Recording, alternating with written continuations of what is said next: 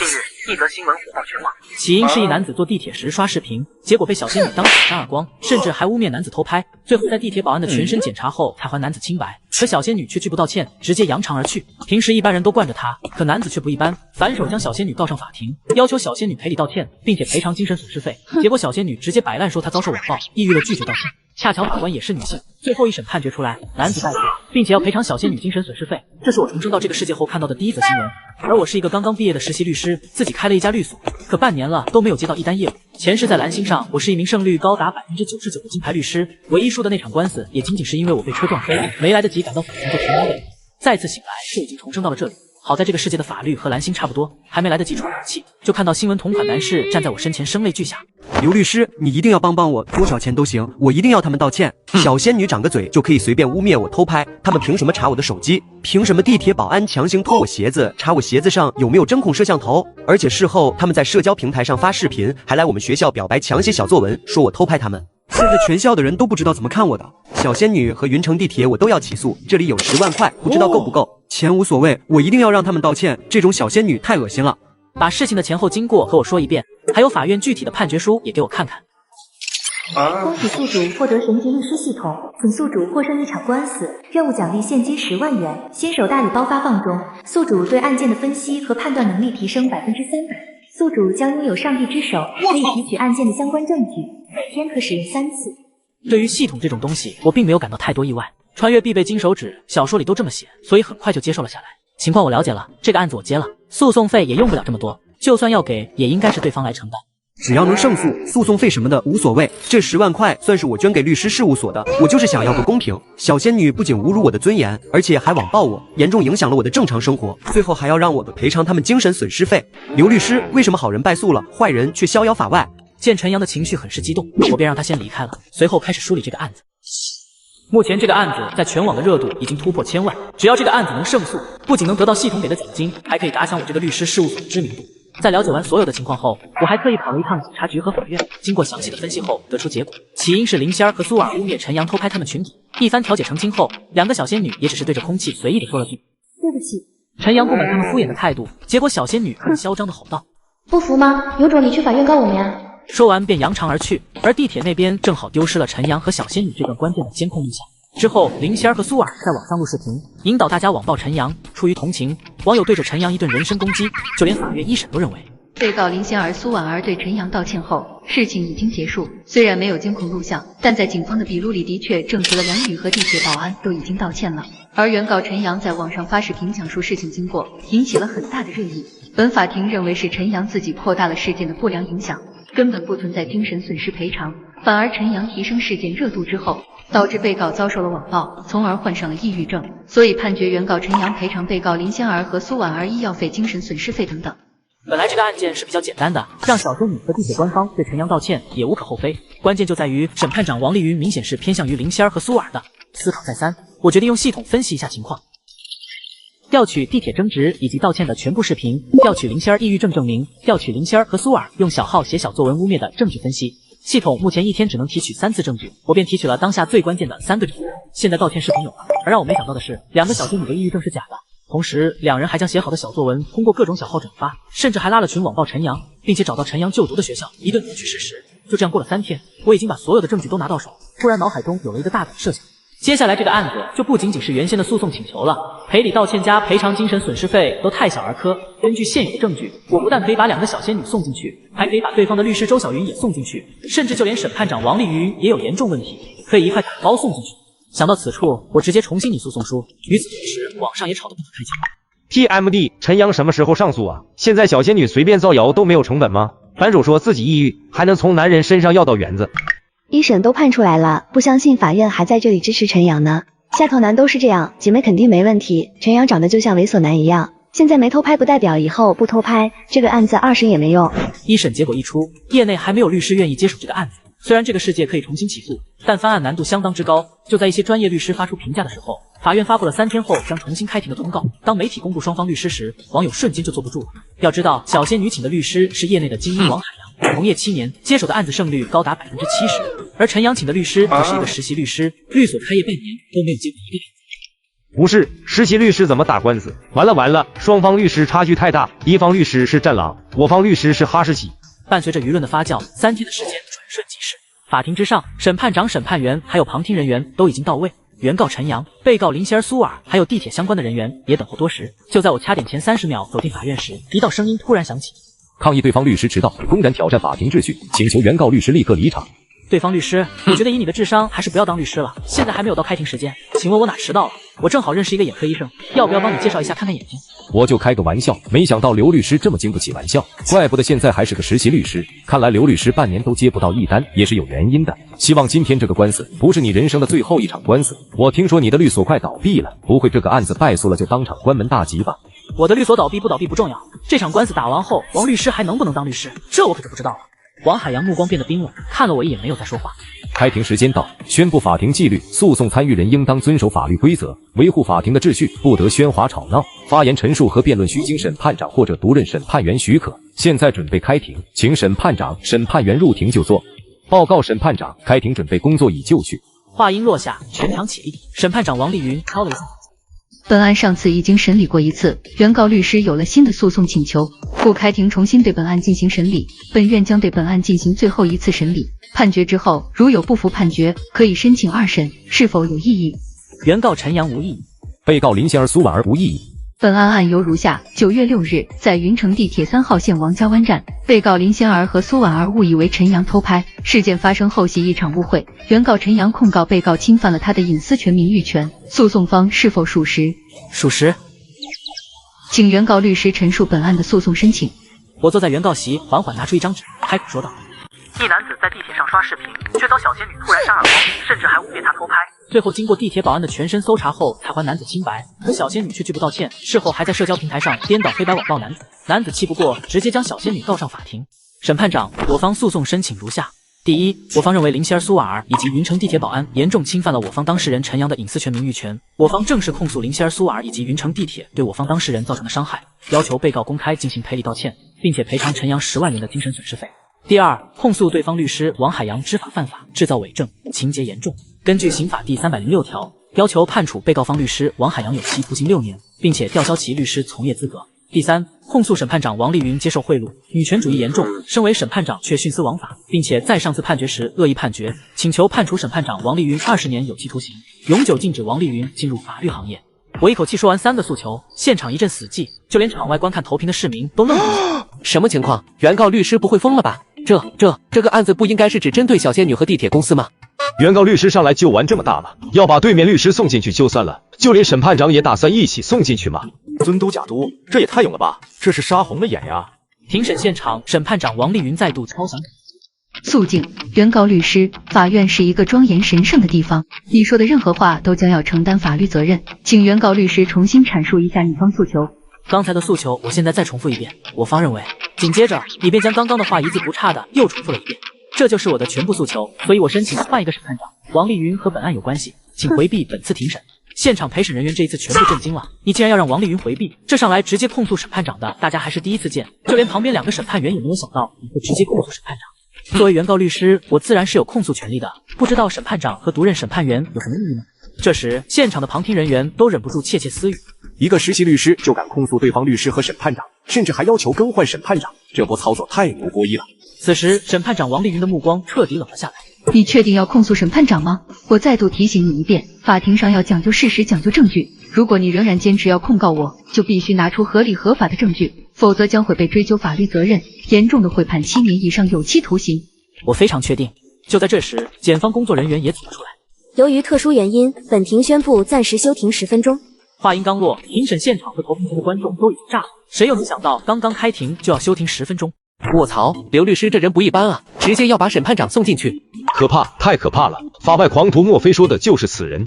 一番讨论过后，作为审判长的王丽云被要求先回避本次庭审，而原本的审判员李涛也成为了这一场庭审的审判长。当然，控诉王丽云一定要拿出证据，不然这场庭审结束后，你也一定会承担法律责任。李涛作为新的审判长敲响了。现在正式开庭，原告律师，请你根据你的3个诉讼请求，依次提交相关的证据。首先，我在这里先陈述一下我当事人经历了什么，这样大家也都能清楚为什么我的当事人会一直起诉。9月6日下午17点30分，陈阳乘坐的云城地铁行驶到了王家湾站。在这里遇到了林仙儿和苏尔。下午17点40分，林仙儿突然抢过陈阳的手机，声嘶力竭地说：“你个老色批偷拍我们！”并且林仙儿在陈阳的裆部踢了一脚。林仙儿和苏尔强迫要求陈阳打开手机查看相册，两女检查完手机后，没有发现任何偷拍的照片，结果就说摄像头肯定是藏在鞋子里。地铁保安查了陈阳的手机后，发现是一场误会，最后调解的结果是希望林仙儿和苏尔道歉，结果两人道歉的态度非常恶劣，根本没有丝毫诚意。所有人都在劝说我的当事人息事宁人，还说和两个小姐姐计较什么，人家是女孩子，男生就应该让着女孩子这样的话。可我的当事人明明受到了侮辱，没有得到尊重，为什么要让着施暴者？借这个机会，我想问一下在座的所有人，男女平等不是应该的吗？为什么男的一定要让着女的？为什么在女的面前一定要大度？小仙女的随口污蔑就可以肆意检查陈阳的手机、鞋子等隐私物品？我想问，凭什么？这才是事情发生的经过。此时整个法庭鸦雀无声，就在大家都以为事情到这里就结束了，你却继续说道。事实远不止如此。事后，林仙儿和苏尔用社交账号发布视频污蔑陈阳。今天真倒霉，在地铁上遇到了偷拍男，太让人下头了。随后，这个视频引发了网友对我的当事人网暴。我方当事人陈阳实在气不过，看到两女毫无悔改之心，并且地铁公司也毫无作为，这才将两女和地铁公司一并告上法庭。我方抗议，我认为原告律师在污蔑林仙儿和苏婉儿，空口无凭，乱说一气。审判长，原告律师扰乱法庭秩序，请求将原告律师驱逐出庭。审判长立马看向了你，说道：“原告律师，根据警方笔录，事情的经过并不是你说的那样，请拿出相关证据。”审判长，我认为原告律师在拿一些莫须有的东西诬告我方当事人。当天地铁公司监控正在检修，监控没有办法使用，请问原告律师如何能1:51时的还原现场？还有原告律师说林仙儿和苏婉儿对着陈阳裆部来了一脚，请问有证据吗？最后警方笔录里面写的非常清楚，我方当事人已经道歉，你又是从哪儿得知两个人的道歉态度不好？请问有证据吗？林仙儿和苏婉儿在自己的社交平台上说遇到了偷拍男，请问有指名道姓的说对方是陈阳吗？你们两个人发布的视频是怎么回事？有具体说谁吗？是这样的，我那天上午出门确实遇到了一个偷拍男，让他删照片也道歉了，他的确偷拍了我们发的视频和陈阳是没有关系的，而且我和婉儿也对陈阳道歉了，为什么要一直紧追着我不放，还要扩大热度、扩大影响力？我现在天天被网暴，生活都很艰难，如果不是朋友和家人拦着我已经跳楼自杀了。苏婉儿点了点头，哭起来。是啊，为什么不愿意放过我们？陈阳自己在抖音上发的视频才是真正指名道姓说的是我们。我现在也抑郁了，连正常生活都很困难，每天被网暴。陈阳，你究竟要我们怎么样？我们给你道歉了还不行吗？是不是非要给你跪下？审判长，现在事情已经非常明显，我方当事人发布的视频和陈阳没有关系，陈阳自己觉得自己被网暴，然后反手发视频扩大影响力，并且紧追着我方当事人不放，利用舆论给我方当事人施压，导致两人都先后患上了抑郁症。我认为陈阳已经侵犯了林仙儿和苏婉儿的隐私权、名誉权，要求陈阳进行赔礼道歉，并且赔偿精神损失费和医药费共计18万元。这是我重生到这个世界后看到的第一则新闻。一男子在地铁上刷视频，却遭小仙女诬陷偷拍，事后还发视频网暴男子。男子气不过，反手将两人告上法庭，可小仙女却说自己患上了抑郁症，要求男子赔偿精神损失费18万元。出于同情，网友清一色支持小仙女，劝说男子不要和女孩子一般见识。对方律师也强调己方当事人才是受害者。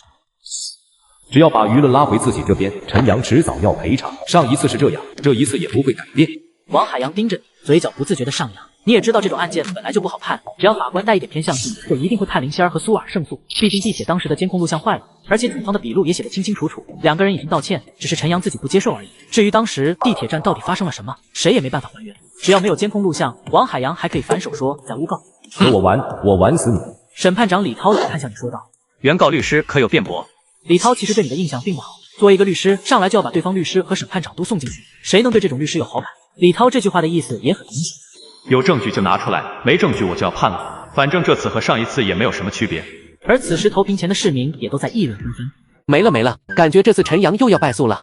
没证据啊，笔录上写着两个人道歉了，是陈阳自己不接受而已，也不知道两个人到底道歉了没有。刘不达这实习律师果然不行，赔了夫人又折兵，陈阳这次估计要赔钱了。陈阳是怎么回事啊？就不知道请一个专业的律师吗？请这种实习律师打官司怎么可能赢？庭审现场的你并没有被外界影响，微微一笑说道。审判长，我方有异议，是谁告诉你我们没有证据的？证据就在这里，这里有学校的监控录像，监控录像显示9月4日22点58分，林仙儿和苏尔回到女生宿舍，直到9月5日下午16点46分，监控录像才显示两女从宿舍出来，也就是说林仙儿和苏尔根本不存在早上去坐地铁，他们一直都在宿舍里。请问两位是在梦里坐地铁的吗？由此可见，他们社交平台上发的偷拍男指的就是陈阳。抗议，就算是这样，你又怎么能确认林仙儿社交平台上说的人指的就是陈阳？审判长，我抗议，我陈述还没有结束，对方律师恶意打断我的陈述，我方要求对方律师立刻离开法庭。你以为只有你会抗议吗？审判长李涛转头看了一眼王海洋，说道：“抗议有效，警告被告方律师一次，不要无故打断原告律师发言。”王海洋冷冷地看着我，你继续说道：“这是其一，所有人都觉得监控录像坏了，就没有当时的录像证据了，而我手里就有录像，正好让所有人都看一看林天和苏尔是怎么对我的当事人进行道歉的。”你把监控录像的文件交了上去。审判长李涛说道：“请书记员放录像。”很快，手机上的内容便出现在众人眼前。录像的内容正好是9月5日下午的地铁站上，一个女孩正拿着手机在地铁里录像，正好就录到了监控丢失的那一幕。林仙儿和苏尔大喊陈阳偷拍，然后林仙儿对着陈阳裆部踢了一脚，陈阳当场就痛苦的跪倒在地，手机也被抢走。最后在地铁保安的调解下，要求两女道歉，结果林仙儿扭过头对着空气说道：“对不起了。”苏婉儿则是指着陈阳大声吼道：“非要让我和这个偷拍男道歉是吧？对不起，行了吧？这样你满意了吧？你别再靠近我了，不然我告你性骚扰，赶紧滚吧！我已经道歉了，你还要我怎么样啊？我没说对不起吗？保安，我没说对不起吗？”看着两女敷衍的态度和丑恶的嘴脸，陈阳一时也没有办法。你们给我等着，我一定会去起诉。我表哥就是律师，你来法院告我啊！而地铁方面也没有所谓的道歉，只是让陈阳息事宁人。女孩子嘛，你稍微大度点，不要那么计较。这就是我方当事人在地铁站的全部经历，而这段录像恰好被路人用手机拍下来。现场旁听人员看完这段视频后直接炸了。就这个道歉态度，哪有道歉的诚意？还让陈阳来法院告，一定要判，一定要让这两个女的承担法律责任。刘律师牛波一，实习律师都这么强，居然连这个视频证据都找到了。刘律师有点吊啊，简直就是正义的使者，并娇女的克星。就在大家议论纷纷的时候，你开口说道：“请问大家，这是一个人道歉应该有的正常态度吗？”陈阳只是想要一个道歉，对方就用这样恶劣的态度，还让陈阳去法院告他。如果这都能算道歉，那是不是人人都可以在大街上污蔑别人偷拍，然后用这样的语气道歉来息事宁人？这一番慷慨激昂的话让现场沉默下来。林仙儿和苏婉儿显然都没想到会有人把他们拍下来，这样一来，他们立马就被推上了风口浪尖。林仙儿眼神有些慌乱，苏婉儿同样如此。一旁的王海洋则是笑了笑，转过头示意两人稳住心态。没想到你还能找出这样的证据，但是这又怎么样？审判长李涛一时有些愣住了，开口问道：“被告方律师有何辩驳？”审判长，我也是刚刚才看到这个视频，但是根据视频内容来看，林仙儿和苏婉儿也只是对陈阳的态度不好，并没有做多么过分的事情。至于人身攻击更不存在。如果陈阳的裆部受到了严重伤害，刘律师可以给我出示医院的诊断书，我们愿意赔偿医疗费用和各种损失。狡猾的老狐狸，想必他也是知道林仙儿这一脚并没有给陈阳带来多大的伤害，只是侮辱性质比较严重，所以根本不用赔什么医药费。既然对方律师不说话，那么审判长，我想请问一下，只是道歉态度不好的话，犯了什么法吗？这就是陈阳能够一直网暴我方当事人的理由吗？因为陈阳的视频引起的舆论风波，导致几十万网友对林仙儿和苏婉儿网暴，严重影响了两人的学业，甚至精神也受到了影响。听到王海洋这么说，现场一时鸦雀无声，所有人都被质问得无话可说。我承认林仙儿和苏婉儿对陈阳道歉的态度不好，他们两个现在就可以对着陈阳赔礼道歉，甚至下跪。但是陈阳的所作所为也必须要承担法律责任。审判长，我再次要求陈阳赔偿精神损失费、医药费，共计18万元。听到王海洋这么一说，林仙儿眼睛一亮，欣喜，有个表哥当律师就是好。继地铁偷拍事件后，一条维权视频再度引发全网热议。视频中，男子仅仅是讲述了自己被诬陷的经过，就遭到了一众网友的抵制，甚至还被起诉，要求赔偿18万元。大家好，我叫陈阳，也是之前地铁偷拍事件的男主。我声明我是被诬陷的，地铁保安和当时在场的人都可以作证，我并不是小仙女口中所说的偷拍男，请大家相信我。还有，对于小仙女这种诬陷，我一定会去起诉他们。随着舆论的发酵，庭审现场也进入了白热化阶段。就在刚刚，对方律师看到了地铁公司丢失的那部分监控，但依然强势要求陈阳赔偿小仙女精神损失费18万元。而陈阳在听到对方律师的诉求后，也是愣住了。什么？我为什么要赔偿？我不就是在网上发了一个维权的视频吗？对面这律师果然不是吃素的，这个案子就算陈阳胜诉也要赔钱。就因为陈阳发了个维权视频就要赔钱，精英律师果然不好惹。刘律师尽力了，一个实习律师能打成这样已经很不容易了，可惜就差那么一点。让这种随意污蔑他人的小仙女逍遥法外，我真的很不爽。有没有哪位律师能让陈阳胜诉还不用赔钱？有的话，我认他做一步。听着现场的议论声，你也陷入了沉思。造谣一张嘴，辟谣跑断腿。陈阳明明是被诬告，现在还要赔偿对方精神损失费，这种结果让所有人都有些失望。这个案子到这里看你还怎么翻盘？就算你找到当时有人拍摄的录像，依旧无济于事。谁让陈阳自己在社交平台上发布维权视频，而且评论量都超过了几十万。与此同时，在云城市一家顶级律师事务所里，有2个人也在关注着庭审现场。看看这下没办法了吧？我就说刘不达一个实习律师哪能轻易翻案？不过能找到地铁监控视频已经很不容易了。但这个案子也仅此而已，胜诉了陈阳也要赔钱，就算不赔18万，也要赔几万块。主任，这个案子有什么参考价值吗？坐在一旁的老人则是缓缓站起身来。别着急，看着刘不达胸有成竹的样子，我感觉这个案子还是很有意思的。高勇叹了一口气，没有说话。毕竟主任让他看这个案子，他也只能在一旁看着。庭审现场陷入沉思的你终于开口了。审判长，我有新的证据。什么证据？在我提交新的证据之前，请大家先看一遍陈阳社交媒体上的维权视频。很快，手机屏幕上便出现了陈阳发布的维权视频。视频中，陈阳说明了自己是被诬陷，还有他要维权的决心。就到这里吧。我想请问在场的所有人，陈阳说的是不是自己在地铁上被污蔑的事实？没有添油加醋，没有造谣，他只是在说自己的经历。请问陈阳网暴了谁？听着你掷地有声的询问，王海洋一时无言以对。陈阳只是说了自己的经历，他网暴别人了吗？至于评论区的几十万条评论和陈阳有什么关系？我想问对方律师，难道在社交平台上发布自己的经历也叫网暴别人吗？面对你的这一发问，现场再次安静下来。但是陈阳对林仙儿和苏婉儿造成的影响是事实，两个人的确因为这个视频，精神方面都出现了问题，这是毋庸置疑的吧？所以不管如何，陈阳都要对此担责。如果陈阳不发这个视频，林仙儿和苏婉儿就不会被影响。对方律师只不过是在偷换概念。如果说对方律师今天刷到了不开心的视频，自己抑郁了，难道就要怪视频的作者吗？如果一个学生的成绩不好，就要去怪游戏、怪电视、怪娱乐活动吗？更何况陈阳说的都是他经历过的事实，真正网暴林仙儿和苏尔的应该是部分网友，你们应该去找他们，而不是找陈阳。此话一出，事件再度迎来反转，庭审现场的旁听人员又坐不住了。我勒个骚刚，你告诉我刘不达这是实习律师？刘不达、牛波一，就是这两个女的有问题，陈阳有什么问题？自己看视频被影响了，关陈阳什么事？是不是马路上摔倒还要怪路不平啊？让这两个女的道歉加赔钱。看着庭审现场渐渐不受控制，审判长李涛敲了一下法锤。肃静！原告律师说有新的证据，是什么证据？舆论再次向你这边倾斜。这时你拿出了一个档案袋。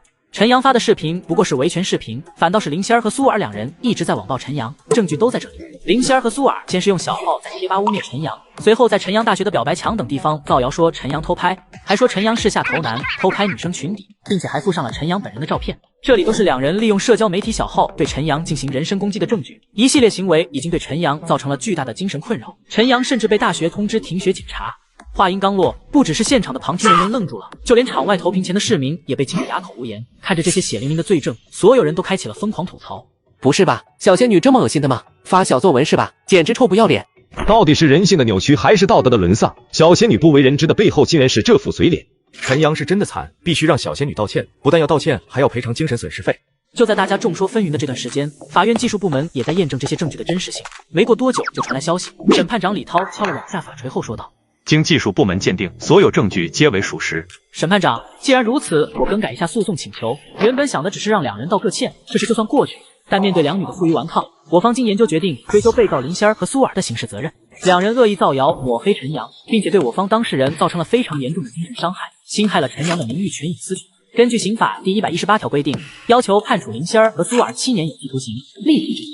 当你最后一句话说完时，庭审现场响起了这个案件正是当今社会时时刻刻都在发生的典型案件。如果今天不用法律制裁这两人，明天将会有更多的造谣者出现。随着掌声结束，你继续开口说道：如果造谣的成本太低，维权的成本过高，那么这个社会人人都可以造谣，人人都可以污蔑别人。林仙儿、苏尔二人知法犯法，恶意报复，凭空造谣污蔑。如果今天不重判的，那法律的公正何在？威严何在？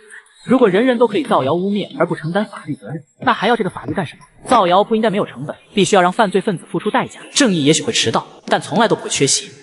监控录像显示，一男一女深夜来到酒店，刚到门口就看到有人早已等候多时。男子二话不说，塞给对方一个信封后，便丢下女人独自离开。这段视频出自于酒店监控，时间正是9月8日凌晨，也就是开庭前的1个星期。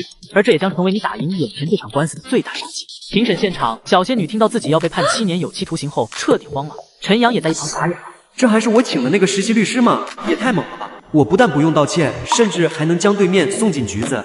陈阳不禁对你竖起了大拇指，现场旁听人员也纷纷表示对你的支持。审判长李涛眼见场面再次有点失控，赶忙敲了一下法锤。肃静！被告方律师可有什么需要陈述的？王海洋也没想到林仙儿和苏尔在背后这么抹黑陈阳，一时没反应过来。林仙儿看王海洋不说话，恐慌害怕瞬间涌上心头，站起来指着陈阳说道：我们不过是写了写小作文，至于坐牢吗？对面都是男的，有必要这样吗？就不能大度一点，放过我们吗？想到一旦坐牢以后就不能考公考编，还有苏尔也慌了，忍不住开口道：陈阳，别送我进去！你要我给你道歉，我就给你道歉。我们也没怎么你啊，难道还不能维护自己的清白了吗？审判长李涛见两女的情绪有点激动，又敲了两下法锤，表示肃静。林仙儿和苏尔把求助的目光投向了王海洋。而作为林仙儿的表哥，此时王海洋终于开口。审判长，我方也有新的证据，这里是林仙儿和苏婉儿的重度抑郁症证明，他们两个在发小作文之前就受到了陈阳视频所带来的网暴，已经重度抑郁。严格来说，他们两个的精神方面已经出现了问题。前2天跳楼自杀的事情还闹上了新闻，最近这段时间也是靠着吃药才能上法庭，所以我认为他们发小作文也是情有可原。而这一切都是因为陈阳导致的，所以我还是请求追究陈阳的法律责任。随后，王海洋将抑郁证明给交了上去。审判长李涛经过核查后宣布，被告律师提交的抑郁证明属实。此话一出，评审现场瞬间炸锅。完了，这下别说判了，估计就连赔钱都不可能了。2个重度抑郁症患者，小仙女这波操作666啊，我服了。 TMD 的重度抑郁症患者我见多了，哪是他们俩这样造谣别人一句抑郁症就打发了，简直没天理。现场各种讨论的声音都有。审判长李涛鉴于两女前2天刚闹过自杀，想要从轻判决，可这个时候你举手了。李涛看向你问道：“原告律师还有什么要补充的吗？”在李涛看来，这个案子到这里基本已经事实清楚、证据清晰，可以宣布判决结果了。就连陈阳本人都觉得让对面2个女的道歉不现实，更不用说判刑了。审判长，我有新的证据，这也是我的第2个诉讼请求，控诉对方律师王海洋知法犯法制造伪证，情节严重。根据刑法第306条，要求判处被告方律师王海洋有期徒刑6年，并且吊销对方律师从业资格，因为抑郁症证明是伪造的。我操，抑郁症证明是伪造的，怎么可能？不是刚刚说了抑郁症证明是真的吗？难道有什么大瓜是我不知道的？听你这么一说，审判长李涛表情严肃地看向我，而被告律师王海洋则脸色一变，神色都变得有些慌乱。这不可能，刘不达不可能知道。原告方律师，你要对你说过的话负责任，法庭上不能够随便胡乱说话。我对我的话负责任，因为我手里就有证据，这个 U 盘里面的视频就是证据。在看证据前，我要和大家说明一下，林仙儿和苏尔的抑郁症证明是中心精神医院金海平医生做的检测，而王海洋律师则是给了金海平2万元，只是让他帮忙造假一个抑郁症的证明。2人早在很多年前就认识，王海洋还帮金海平打过3场官司。在所有人震惊的目光中 ，U 盘中的内容也缓缓浮现在众人眼前。视频中，王海洋带着一个女人来到了酒店，恰好金海平也在酒店里。王海洋手里拿着一个信封，信封里面是2万块钱。金医生，我这有个小事想请你帮忙，你看能不能开2个重度抑郁症证明？这是一点小心意。王海洋把厚厚的信封塞给金海平。这么客气干啥？又不是什么大事，我们不都是朋友吗？没必要，真没必要。金海平一边笑着一边把信封给收了下来，然后2个人一番闲聊后，王海洋便驾车独自离开，留下金海平和那个女人。暂停吧，到这里就好。下面的视频内容不能播放了。这个视频来自于一家酒店的摄像头，当然这录像也是我偶然间找到的。不过根据这个视频也能看得出来，林仙儿和苏尔的抑郁症证明都是假的，所以我控诉对方律师知法犯法制造伪证，情节严重，要求判处被告王海洋律师有期徒刑7年，并且立马吊销对方的律师从业资格。我也一并控诉医生金海平收取贿赂、恶意造假，请求吊销金海平的医师从业资格证，并且一并判刑。等你说完之后，评审现场一阵死寂，而投屏前的市民却是七嘴八舌地讨论起来。抑郁症证明是假的，刘不达这实习律师也太牛波一了吧！小仙女装抑郁博同情，这种人太恶心了，我吐了。法外狂徒刘不达一战封神。我手里的就是对方律师王海洋和医生金海平私下交易的证据。金海平作为一个精神科医生，开一个重度抑郁症的证明还是比较简单的，因为现在抑郁症也很常见，毕竟一些小仙女动不动就抑郁了。但是金海平身为一个专业医生，随意开证明，如果他哪天随便给个精神病的证明，那这个精神病杀了人也不犯法，不是太危险了？所以我请求吊销金海平的医师从业资格证，终身禁止金海平当医生，并且让其承担其他相应的法律责任。这个时候，审判长李涛看向了王海洋。被告律师还有什么需要陈述的吗？法院正在核查原告提交的证据。审判长，这视频是假的，这视频是违法的。刘不达他凭什么录制这样的视频？他严重侵犯了我的隐私权。刘不达在酒店偷藏摄像头，请求法院严重处罚刘不达。王海洋此时已经有些慌乱，在他看完监控录像之后，就已经想好了。事已至此，那绝对不能承认。如果承认的话，一切都完了。别的不管，至少律师从业资格证肯定没了，而且还会坐牢。在法庭上制造伪证属于知法犯法罪加1等，肯定完蛋了。就在王海洋不知所措的时候，技术部门工作人员走了出来，在向审判长点头示意之后，便开始宣布：原告律师提交的证据通过检验，视频没有任何问题。对方律师，在此我声明，视频可不是我拍的，摄像头也不是我安的，这只不过是我在网上找的。最新消息显示，无良医生金海平涉嫌收受贿赂、乱开证明，经查实证据确凿，目前已被逮捕。云城当地多家医院联合发出声明，封杀金海平，并且吊销金海平医师从业资格证。就在你出示了王海洋和金海平私下交易的证据后，相关部门很快便采取行动。与此同时，评审现场审判长李涛开始宣读对金海平的最终审判结果。嫌疑人金海平私下接受贿赂，利用医生职务之便乱开证明。经查实证据确凿，现判处金海平有期徒刑3年，永久吊销医师从业资格证。听着李涛对金海平的审判，王海洋脸色铁青，整个人都有些颤抖。完了，这下真的完了，证物证据在，说什么都没用了。没想到不仅没有判到陈阳的责任，还把自己给搭进去了。另外，对于律师王海洋的调查暂时还没有结束，所以本庭宣布休庭2小时，稍后正式开庭审理。随着审判长话音落下，双方各自回到休息室稍作调整。而此时林仙儿神色慌张，完全没想到事情会变成这个样子。表哥，现在我们该怎么办呀？我们是不是要进去坐牢了呀？听到要坐牢，苏婉儿也慌了。本来他们觉得自己是可以胜诉的，结果现在连他们的律师都要进去了。我不要坐牢，坐牢我这辈子就毁了，不能考公考编，就连大学也没办法上了，甚至以后结婚都难，毕竟谁结婚会找一个坐过牢的女人啊？表哥，你帮帮我们呀！王海洋脸色苍白，一言不发，此刻他的内心也是后悔不已。如果当初不接这个案子，也不至于被抓起来判刑。没想到刘不达一个实习律师竟然这么厉害，连那段监控视频都被他找到了，现在真是百口莫辩。王海洋知道法院调查只是一个过场，现在的他迟早要被判刑，而作为律师知法犯法罪加一等，估计判刑判的还要更严重些。表哥，你得帮我呀！你不是说好帮我们的吗？现在该怎么办？难道真的要给那个下头男道歉了吗？凭什么呀？我又没错，我就是觉得他要偷拍我。就是凭什么要我们给他道歉？我才不管法院怎么判，陈阳就是下头男，要我和这种人道歉不可能。我也是这个态度，反正让我道歉，我就对着空气说对不起，我看陈阳能怎么样？舒尔点点头，两人都觉得他们最严重的后果也就是道歉而已。至于坐牢，那是刘不达吓唬他们的。就在两女热火朝天讨论的时候，王海洋转过身说道：“我是没救了，不过你们两个还有机会，你们才刚满18岁，还是大学生，写小作文这种事情判得可轻可重，关键还要看对方当事人的意见。如果能够取得陈阳的谅解，或许你们俩只用赔精神损失费就可以了。”话刚说到一半，一位警察便走进来，准备带走王海洋。王海洋知道自己时间不多了，赶紧对林仙儿和苏尔交代。你们现在的情况很危险，你们如果想自救的话，必须去道歉，一定要去低声下气的去找陈阳道歉。陈阳也是个大学生，只要你们诚恳道歉，陈阳估计不会为难你们。话还没说完，王海洋便被带走了，留下两位小仙女一脸不可置信的人。我们不会真的要坐牢吧？可是让我和偷拍男道歉，我觉得真恶心。听你表哥瞎扯淡，他要是真厉害，他自己能被抓进去吗？听我的，我们就不和偷拍男道歉，看法院能拿我们怎么样？两个人讨论的声音很大，被在一旁休息室的你全部听得清清楚楚。你也是无奈的叹了口气，怎么还有人这么没脑子？要是小仙女真的低声下气的道歉赔钱，陈阳肯定也就谅解了。那你作为一个律师也就不好说什么了，法院爱怎么判就怎么判吧。可两个人偏偏拒不道歉，那后果怎么样就不是你们控制的。就在这时，你发现自己系统空间里又多了一个证据。3年前，林仙儿苏尔造谣大一男生纪伯达出轨，并且在学校贴吧发布小作文抹黑纪伯达，导致纪伯达长期遭受他人指责，最终选择退学。事后有人指责两女这么做太过分，两女便声称抑郁，想要跳楼自杀，最后被校方拦了下来。学校为平息事件带来的不良影响，甚至还给了林仙儿和苏尔保研资格。光是听着林仙儿和苏尔这3年的所作所为，你都恨得牙痒痒，眼神也不自觉变得冰冷。这个年代真是造谣一张嘴，辟谣跑断腿。小仙女张口就是偷拍，随手写个小作文就能造谣抹黑别人，太可恶了！一会儿开庭我就把新的证据给交上去，必须把林仙儿和苏尔送进去。当然还有王丽云，她的所作所为必须得到严惩。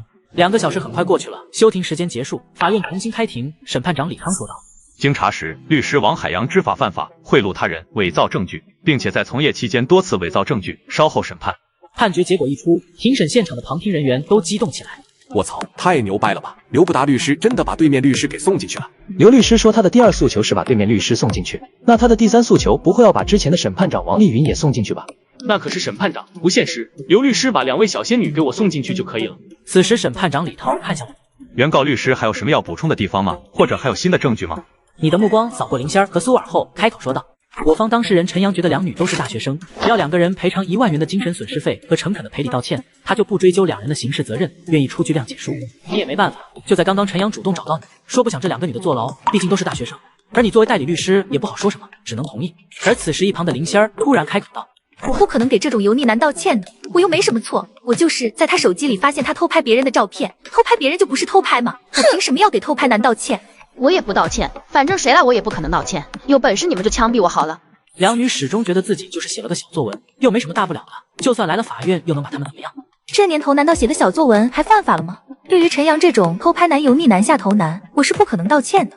看到2人嚣张的态度，陈阳彻底无话可说，他悄悄走到你身边，小声说道：“刘律师，帮我整治他们吧！现在我不要他们赔礼道歉了，我就要他们坐牢，律师费我可以加倍，必须要送他们进去。”女子短短半年竟结婚6次，且结婚对象全是老实巴交的农村人，可婚后不到10天，女子诉讼理由无一例外都是因为男方家暴。法院一审判决结果也很一致，女方不用退还彩礼，并且分得男方财产的80%。而整个事件的女主李琦恰好是之前审判长王丽云的好闺蜜。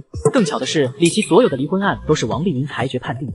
当你刚看到这条线索的时候，你就知道这将是把王丽云送进去的关键。不过在此之前，你打算先把眼前这2个小仙女送进去。我手里拿的就是林仙儿和苏尔这3年来造谣污蔑他人的证据。3年前，两女造谣大一新生纪伯达出轨，并且在学校论坛发布小作文抹黑纪伯达，导致纪伯达长期遭受他人指责，最终选择退学。事后迫于舆论压力，两女声称自己抑郁想要跳楼自杀，最后被拦了下来。为平息事件，校方甚至还给了林仙儿和苏尔保研资格。两女听后被吓得后退了一步，他们怎么也没想到你居然把这种证据都找出来了。这些你是怎么找到的？林仙儿见苏尔神色有些慌乱，赶忙示意他不用担心。我们不就写的小作文吗？纪伯达退学和我们有什么关系？再说了，当初警察都没挂我们，而且校方还给我们保研了。你们是没什么事，可你们知道吗？被退学的纪伯达因受不了网暴的困扰，选择了自杀，那可是一条鲜活的生命啊！此话一出，现场哗然，所有人都没想到，因为小仙女的造谣污蔑，导致一名大学生逝去。你看看，到现在2人还没有一丝丝内疚，必须重判。如果不重判林仙儿和苏瓦尔，他们以后还会造谣抹黑他人，后果不堪设想。我方当事人陈阳已经遭受了严重的网络暴力，因为林仙儿和苏尔写的小作文，现在精神都有些恍惚，不能够再有下一个受害者了。所以根据刑法第245条规定，请求判处林仙儿和苏尔有期徒刑7年。话说到这个地步，就连审判长和审判员也点头表示赞同。而你又接着说道，除此之外，我还要正式控诉这个案子之前的审判长王丽云。王丽云身为审判长，却接受贿赂徇私枉法，更是在上一个案子存在重大偏袒。此时门外的王丽云听到你的控诉后，不假思索地走了进来。审判长，我请求发言。批准发言。刘律师，这个案子你确实打得漂亮，但我作为审判长，每一个案件的判决都是公平公正，都是有法律依据的。我在这里接受大众的监督。如果你一意孤行对我进行人身攻击，那就拿出证据；如果拿不出证据，那你将承担难以想象的法律责任。你要想清楚。此时所有人都屏住了呼吸，因为决定权就在你手里。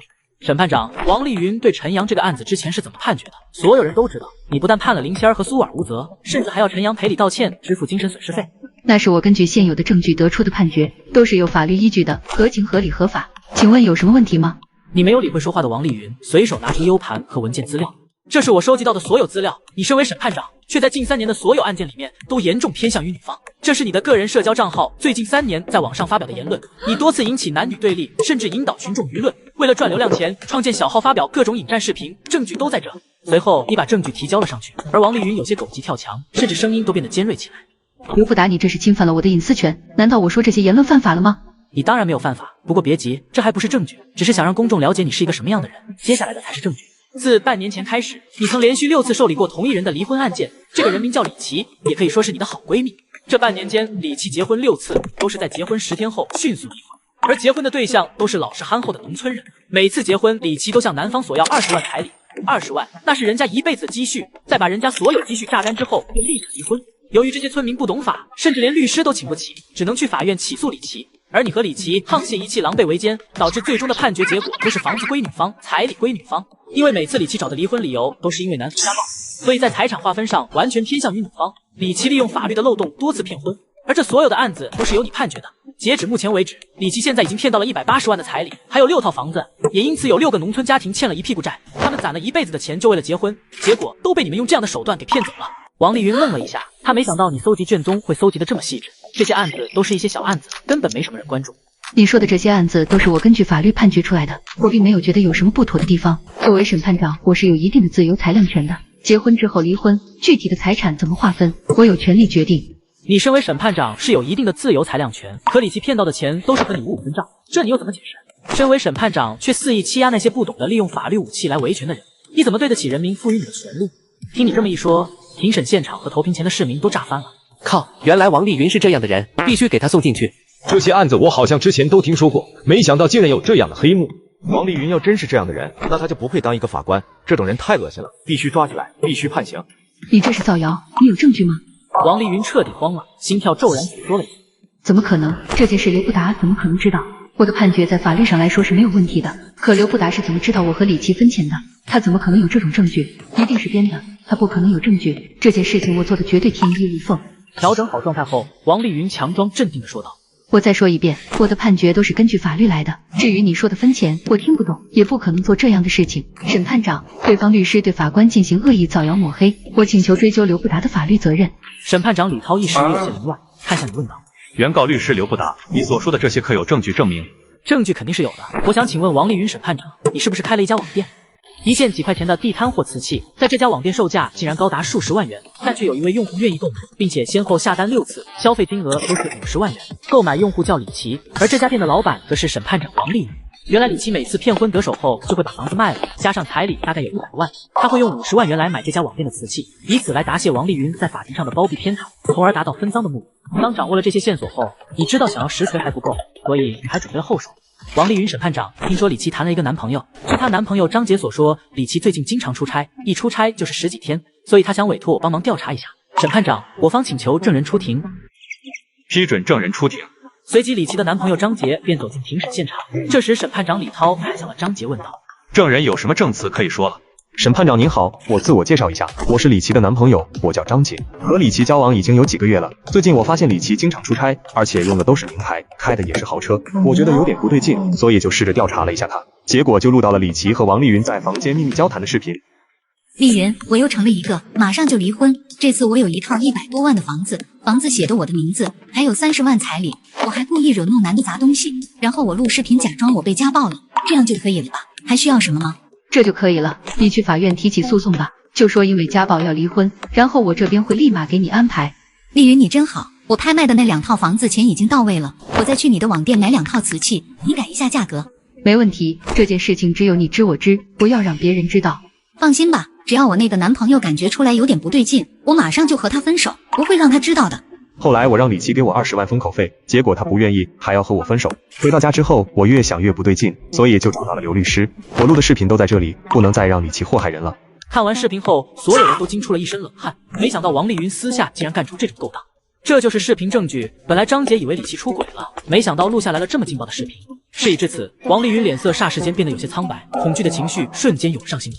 审判长，这是王丽云这3年来所有审理的案件卷宗都已经被我整理出来。李琦通过骗婚非法获取约700万元，而王丽云至少靠着瓷器交易，从李琦身上分到了350万元。这里还有他们所有的交易流水，每一笔账都清晰明了。事情发展到这一步，是王丽云万万没有想到的。此时她无力的瘫软在地，泪水不自觉地流了出来。而你此时却接着说道：另外我还要举报，在交易流水里面，我发现了王丽云最近有一笔6万元的交易，而交易的对象正是被告律师王海洋。王海洋购买的瓷器真正价值不超过50，可他却用6万元购买下来，这其中发生了什么，谁也不知道。但我却知道，这次交易时间正好是上次庭审的前一天。而上次庭审最后的结果是判林仙儿和苏尔无罪，并且还要陈阳赔偿2女精神损失费18万元。根据这一系列线索，我严重怀疑王海洋购买瓷器是为了贿赂王丽云，所以王丽云才会做出那样的判决。试想一下，我的当事人陈阳提起诉讼只是为了维权，最后却反被判要赔偿18万元，岂不是很可笑吗？审判长，我手里的证据提交完毕。你的推理合乎逻辑，证据证人也都样样俱全，就连审判长李涛听后也点头表示赞同。而这时，你又语重心长地开口说道：我认为法律之所以公平正义，是因为有一批清正廉洁的法官在为人民服务，为大众发声，这样才能够实现公平与正义。如果法官接受贿赂，律师伪造证据，那公平与正义何在？这样的法官，这样的律师必须重判。我的陈述完毕。话音落下，你也将证据一一提交了上去。法院开始当庭查验这些证据，并且警察也先将王丽云带走协助调查。由于这件事牵连甚广，鉴于王丽云审判长的身份，法院和警察这边联合成立了调查组，一切等调查完毕才会重新开庭。而这个案件经过几次反转，目前在网上热度极高，热心的网友也是议论纷纷。我勒个骚刚，刘律师真把对面审判长给送进去了。真没想到王丽云居然是这种人，还审判长呢，这次必须重判。刘律师这也太厉害了吧，不仅帮委托人打赢了官司，还清理了一些社会败类，做得好。就是不知道什么时候重新开庭，好期待最终的结果。这一天时间里，王海洋、王丽云还有2位小仙女都上了热搜，全网讨论的热度居高不下。尤其是在知道2位小仙女的所作所为后，网友们更是一顿痛骂。而王海洋和王丽云更不用说，这2个人已经犯法，马上就要进去。而此时的陈阳心里满是震撼，他没有想到自己随便找的实习律师竟然如此神通广大，上来一顿操作，直接把对面律师和审判长都送进去了。另一边林仙儿和苏尔看着网上的舆论，心里也泛起了一丝担忧。姐妹，我们不会真的被抓进去吧？我看网上讨论我们的人很多。别怕，我们又没贿赂法官，怕什么？不就写了个小作文吗？法院最多让我们道个歉而已。可嘴长在我们身上，我们就不道歉，看审判长能把我们怎么样。2人之所以敢这么嚣张，是因为之前写小作文导致纪伯达退学。其实纪伯达因网暴自杀，警察也没来找过他们，而且校方还因此免费给他们保研资格。行，那就不道歉。我表哥还一直让我去道歉，我就不知道凭什么要给陈阳这个下头男道歉。他都把我们整成这个样子了，现在不知道有多少人在骂我们呢，都是因为他。他为什么就不能大度一点，非要一直和我们作对？对，就不道歉。我看法院能怎么样？只要我不道歉，谁也管不了我。3天后，法院重新开庭。由于事件影响重大，所以这次开庭采用了公开审理、全网直播。很快，审判长、审判员都走了进来，原告、被告、地铁公司也都等候多时。随着李涛敲响倒锤，此次案件正式开庭审理。之前的调查已经差不多了，原告律师，请问还有什么证据补充吗？面对审判长的询问，你随手又拿出一个 U 盘，看到你手里的 U 盘，所有人都忍不住抽搐了一下。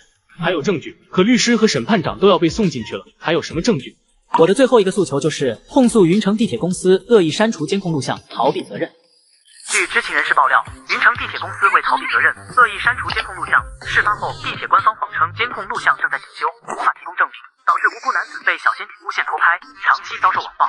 能提供消息的正是云城地铁公司的员工，该员工目前已被公司开除。当你联系到这名员工了解情况后，你就在心里暗暗下定决心，一定要让他们付出代价。审判长，我之所以控诉云城地铁，是因为出事当天，地铁方面的监控其实是好的，但他们却对外宣称地铁监控正在检修，其实就是不想承担责任，想着多一事不如少一事，反正出事就是没有监控，所以我的当事人维权才会如此艰难。在出事之后，云城地铁公司立马停职了保安，并且对外宣称保安只是临时招聘进来的，不是正式人员，保安的所作所为和地铁公司没有任何关系。云城地铁公司以上行为就是在避重就轻，逃避责任，所以必须承担法律责任。听到你控诉地铁公司，地铁公司的负责人站了出来说道：我抗议，我认为刘不达是在抹黑造谣。我们云城地铁的监控出事当天正好在检修，这也是没有办法的事情。你说我们恶意删除监控录像，可有证据？此话一出，所有人的目光又看向了你。这种事情如果没有实锤的证据，那就是在诬告。而你则是晃了晃手中的 U 盘说道：我手里有一段视频，在看视频之前，我请大家来见一下证人。证人就是云城地铁公司的一名普通员工，他叫王勇，来云城地铁公司工作了3个月，却一直不给转正。地铁公司方面甚至还想让王勇主动离职，因为开除的话要给予赔偿。很快，王勇作为证人走上了法庭。我在云城地铁公司已经工作3个月了，他们为了让我主动离职，就把我往很偏的地方调岗，甚至还在工作中恶意刁难我。我为了录下证据，所以带了录音笔和针孔摄像头，以便于保存证据。当天我正好就在监控室工作，结果就有领导走了进来。很快，视频中的内容便出现在大众眼前。只见云城地铁公司的一个主管对保安说道：把今天的监控录像全都删掉，对外就说是监控录像正在检修，不然我们地铁公司还要承担责任，而且视频传出去影响也不好。另外一个员工听后点了点头，然后就把监控都给删了。视频到这里也结束了。以上所有证据均可以表明，云城地铁公司是恶意删除监控录像，这一行为对我方当事人陈阳造成了很大的影响，所以我方要求云城地铁公司赔偿陈阳精神损失费5万元，并且请求相关部门严惩云城地铁公司。同时，云城地铁公司还要在公告栏上对陈阳进行道歉，公示5日。看完视频证据的时候，云城地铁公司的负责人就傻了，他没想到还有视频，而这个视频竟然是从一个实习生的身上流出去的。与此同时，观看直播的网友们也坐不住了。解气，刘律师太屌了，不仅2个小仙女没放过，还把对面律师和审判长也送进去了，现在就连地铁公司也没放过。你告诉我这只是一个实习律师吗？刘律师要只是一个实习律师的话，我直接吃。点赞点赞，这哪是实习律师啊，就算是顶级律师也差不了多少。现在就看法院怎么判了，期待期待。下一刻，审判长李涛敲了一下锤，看向云城地铁公司的负责人。被告还有最后要陈述的吗？云城地铁公司的负责人愧疚地低下了头。我们认错，的确是当时脑子不好，删除了监控录像，我们认罚。铁证如山，不容辩驳。而这个时候，林仙儿和苏尔对视一眼，依旧无所畏惧。林仙儿开口道：审判长，我有话说。我觉得我无罪，我要为亿万女性发声，我拒绝给陈阳道歉。我的确是污蔑了陈阳偷拍，但是我始终认为我的小作文没错。不管今天怎么判决，我都不会给陈阳道歉，因为我那天查陈阳手机时，确实看到他手机相册里出现了其他女性照片，这难道不是偷拍吗？就是偷拍别的女性，这本就是一件很下头的行为，所以我们才会发小作文控诉陈阳。到现在为止，我也不觉得自己有什么错，所以不管今天法院怎么判，我都不可能给陈阳道歉的。为无数女性发声，林仙儿和苏尔觉得自己说的很有道理。一听这2女的话，也是很无语。陈阳同样意思，我就拍个正常的风景照，怎么就成了小仙女口中的偷拍男了？难道说风景里就不能有人吗？此时此刻，2位小仙女依旧觉得自己不过是写个小作文，难不成还要坐牢吗？而小仙女这一行为彻底激怒了庭审现场的旁听人员。这2个小仙女怎么还在这里狗叫？法院赶紧判吧！刘律师，快出手，把这2个人给送进去吧！受不了，完全受不了！听着现场的议论声，王海洋突然开口道：陈阳，你是大学生，林仙儿和苏婉儿他们也是大学生，你们都是祖国的花朵，是未来的希望，你能不能大度一点，给他们写个谅解书，这样他们就不会坐牢了。我代他们向你道歉。王海洋知道自己迟早要被判刑，躲不掉了，所以他想尽量保下林仙儿和苏尔。毕竟两女的小作文带给陈阳的网暴已经构成犯罪，但如果陈阳愿意写个谅解书，他们也许就不用判刑，最多赔点钱。我的当事人已经把这个案子全权委托给我，写谅解书是不可能的。陈阳要的不是两女的道歉，而是法律给予每个公民的公平与正义。王海洋默默地低下了头，他知道一切都完了，林仙儿和苏尔是保不住了。只见他对着陈阳跪了下来。陈阳，求求你帮忙写个谅解书吧，我坐牢无所谓，可他们还只是个孩子啊，只是犯了个微不足道的小错误，就要让他们坐牢吗？而一旁的林仙儿和苏尔看着王海洋都觉得有些莫名其妙，认为王海洋和精神病医生接触的多了，是不是也得了精神病？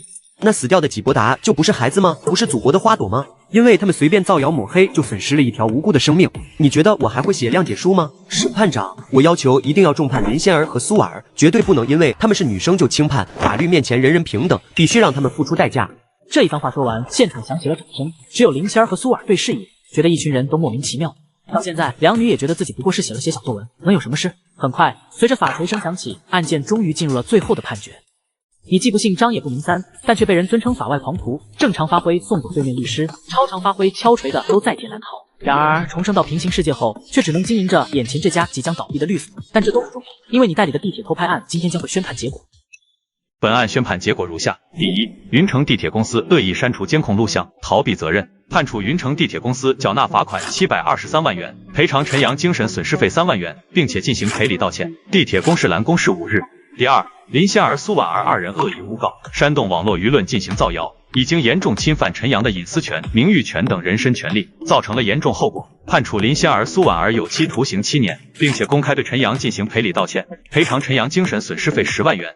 审判结果一出，两位警察便走了进来。看到此情此景，最开心的莫过于观看直播的网友。舒服了，终于把这两个小仙女给送进去了，看你们还怎么造谣。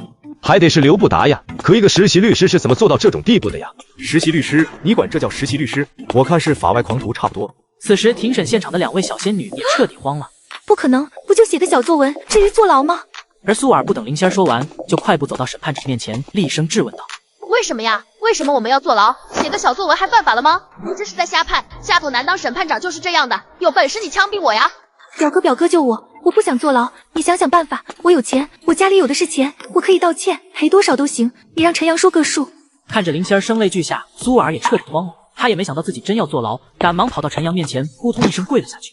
陈阳同学，对不起，我不应该污蔑你，我给你道歉，我给你赔钱，我把视频都删了，你就放过我吧，我天天给你道歉，求求你别让我坐牢好不好？王海洋见状则是叹了口气，转过身对着林仙儿无奈地说道：仙儿，我早就让你去找陈阳道歉，只要他帮忙写个谅解书，或许你们还不用坐牢。但是你们一意孤行，我也没有办法。王海洋痛苦地低下了头，心中无比懊悔。早知如此，他当初就不该接这个案子。本来作为一个专业律师，前途一片大好，没想到被刘不达这个半路杀出来的实习律师给送进去。林仙儿看到表哥不理自己，也跑到陈阳面前跪了下去。陈阳哥哥，对不起，你打我吧，你骂我吧，不要让我坐牢好不好？我真的知道错了。可不管林仙儿和苏尔怎么求情，陈阳看都不看这两人一眼。他不是没给过两人机会，只是两人不珍惜而已。两位小仙女见陈阳无动于衷，又把目光投向了你，可刚准备开口，他们说道：审判长，我抗议，这两个人扰乱法庭秩序。肃静，请被告稳定好情绪，法警将涉案人员都带下去。随后警察将一干人等都带了下去。没一会儿，法庭现场就只剩一个人，那就是之前的审判长王丽云。李涛又敲了一下法锤。经调查，王丽云在任职期间徇私枉法，收取贿赂，贪污金额巨大，现判处王丽云无期徒刑，剥夺政治权利终身，没收个人全部财产，并且永远禁止王丽云踏入法律行业。王丽云，你还有最后一次陈述的机会。王丽云也低下了头，脸色有些苍白，变得苍茫了许多。我知法犯法，我认罪。随后王丽云也被警察一并带走。除了在场的几个人，另外还有李琦恶意骗婚，要求李琦返还全部财产，以及判处有期徒刑10年。医生金海平收取贿赂，伪造抑郁症证明，判处8万元罚款，永久禁止金海平从事医疗行业，吊销医师从业资格证。到这里案件就完全结束了，但是对于网友们来说，这才只是刚刚开始。我雷个骚刚，解气啊！一个实习律师竟然把专业律师都给干下去了。刘律师是真的强，我也有官司想找刘律师打，就是不知道委托费高不高。貌似这个案子除了原告都送进去了，小仙女进去了，医生进去了，律师进去了，甚至连一个骗婚的也进去了，就连审判长都进去了。刘律师真牛掰，我就是来看个直播，不会也把我抓进去吧？就在网上热火朝天的讨论时，你却回到了自己那破旧的律所。刚进门，耳边就响起系统熟悉的声音。恭喜宿主完成一场官司，奖励宿主现金10万元，现金将会以合理合法的方式进入到宿主手中。发布第2个任务，请宿主再打一场官司，胜诉则奖励15万元，并且宿主可获得通天之眼。该技能可以洞察案件的所有漏洞，甚至提取近100年来被删除的监控视频。话音刚落，系统便消失了，快到你都没来得及问那10万块在哪。就在这时，敲门声响起，只见陈阳拿着一个档案袋就走了进来。刘律师，谢谢你帮我打官司，如果不是你，那2个小仙女还在逍遥法外。今天说什么这点心意你也要收下。不等你开口，陈阳就把钱放在桌子上，又接着说道：刘律师，我是真没想到你能把2个小仙女给送进去，太厉害了，这里面有10万元，你千万别推辞。听陈阳这么一说，你也只好无奈的点了点头。陈阳见你律所生意如此惨淡，随口说道：刘律师，我觉得你可以搞一下直播，很多人都想看你直播，你可以一边当律师，一边开直播给大家普法，这样也能补贴一下家用。你听后眼前一亮，心里盘算起来，行，那我就试试。送走陈阳后，你便开始琢磨直播的事。前世的你身为一个金牌律师，对于法律条文早就烂熟于心，尤其是有了系统加持，恐怕没什么人是你的对手。而如何让别人发掘你的才华，才是目前急需解决的。与此同时，云城顶级律所里，一位老者看到案件的审判结果后，满意的点了点头。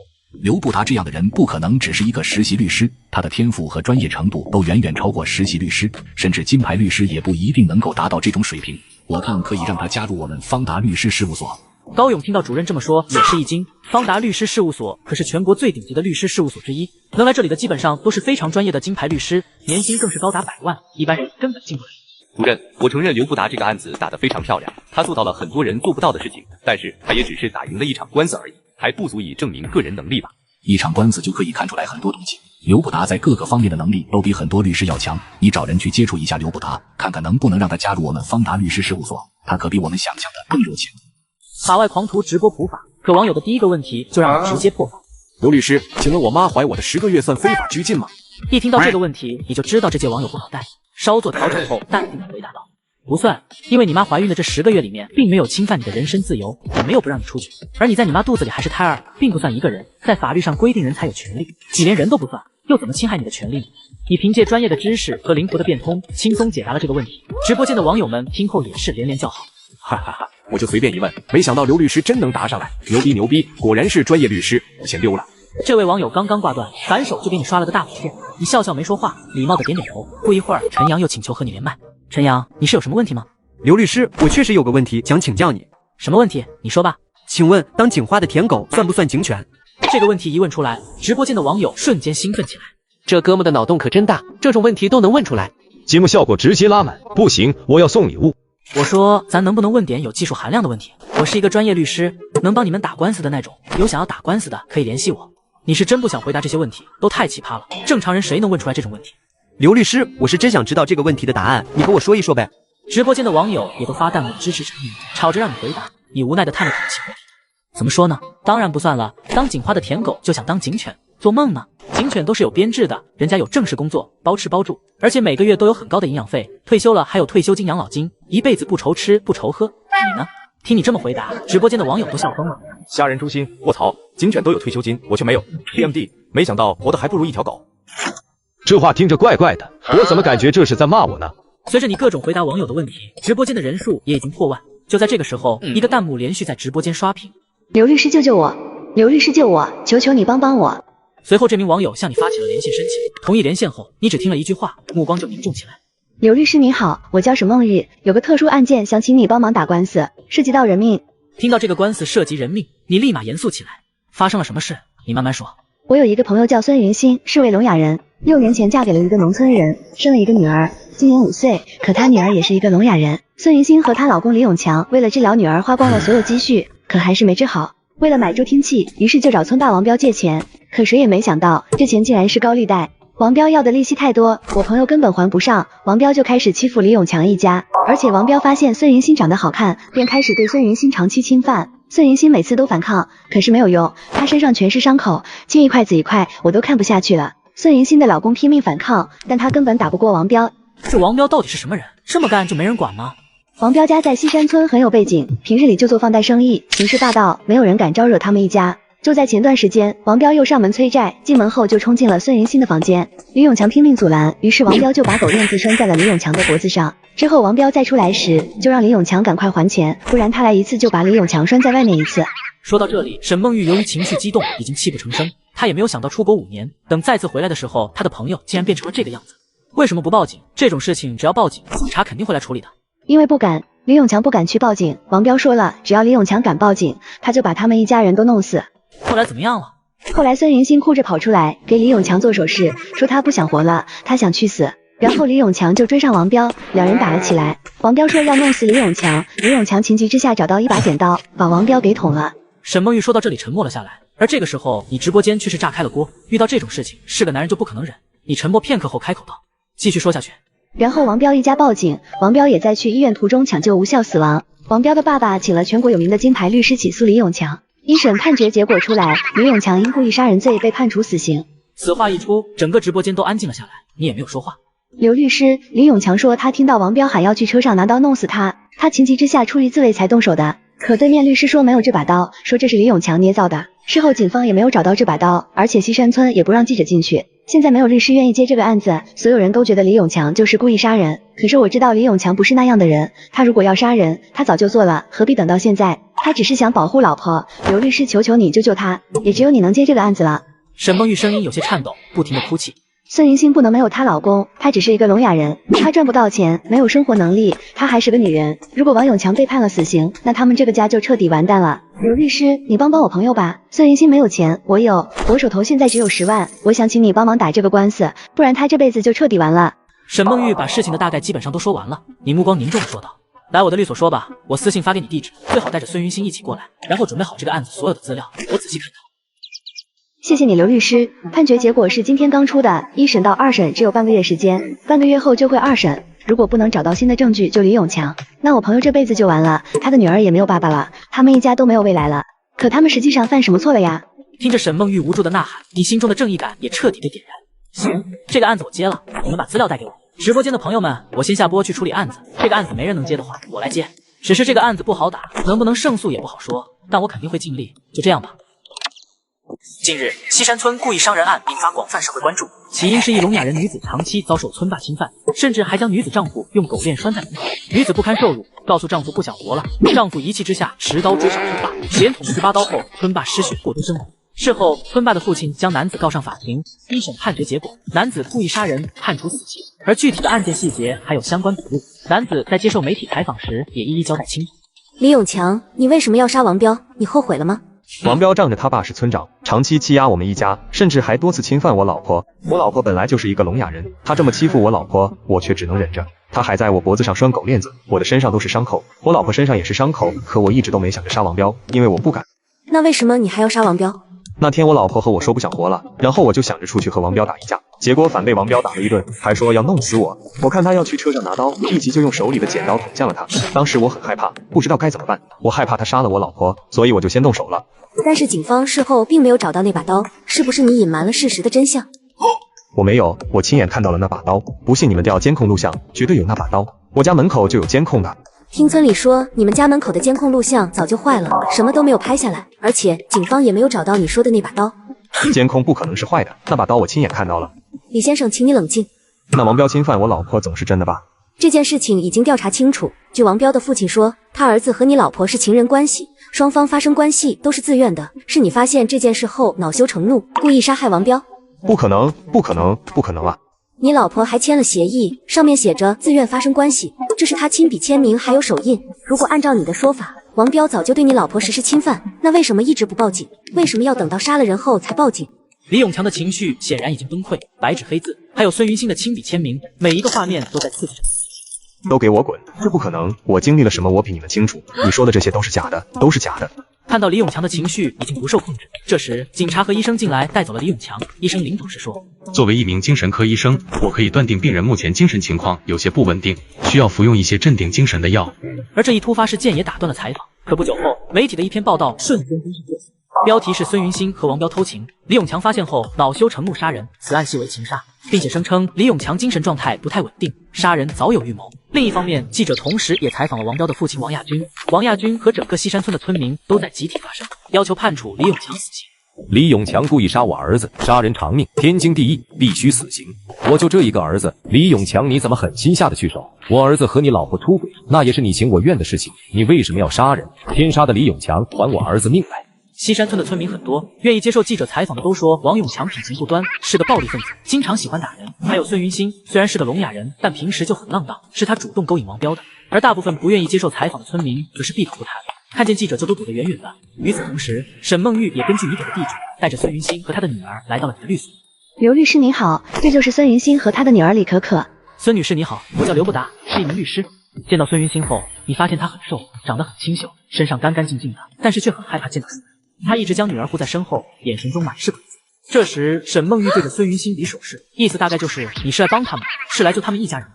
孙云星明白了沈梦玉的意思后，直接走到你面前，扑通一声跪了下去。李可可也被拉着跪在了你面前。紧接着，孙云星眼圈泛红，一下子哭了出来，边哭边用手势比划。而这段手势大概的意思：刘律师，求求你救救我老公，我爱我老公，我不能没有他，是王彪强迫我的，我没有自愿和他发生关系，我身上的伤口就是证据，我都拍了照，求求你救救我老公，我女儿不能没有爸爸。孙云星一边哭一边拿出照片给你看，照片中的伤口触目惊心，鲜血淋漓。而一旁的李可可不会说话，看到妈妈哭，也对着你的手势：救救我爸爸，我想爸爸了。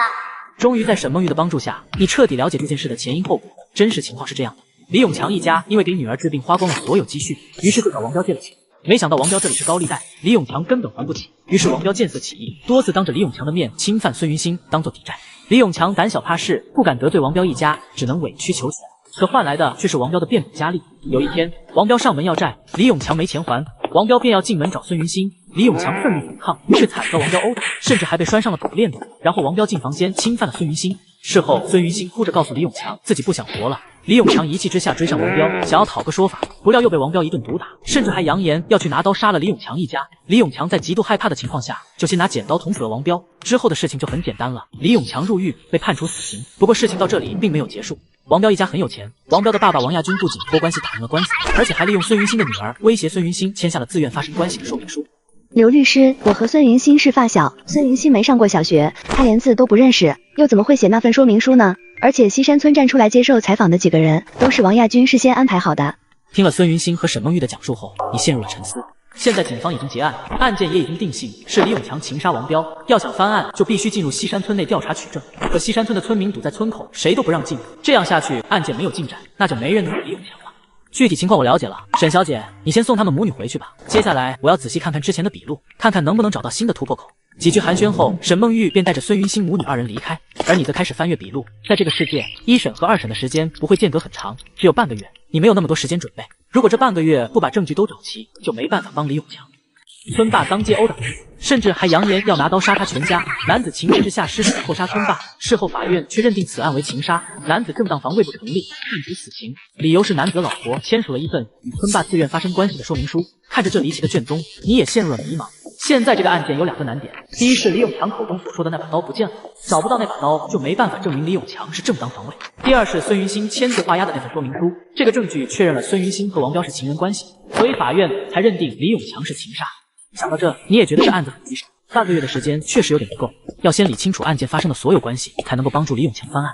毕竟正当防卫是不犯法的，而故意杀人必然是死刑。第二天，沈梦玉带着孙云星母女又来到你的律所，你对他们说道：孙女士，这个案子不好打，而且对面还请了红牌律所的精英律师。自古以来，杀人偿命，欠债还钱，而在正当防卫和防卫过当之间定义是很难的。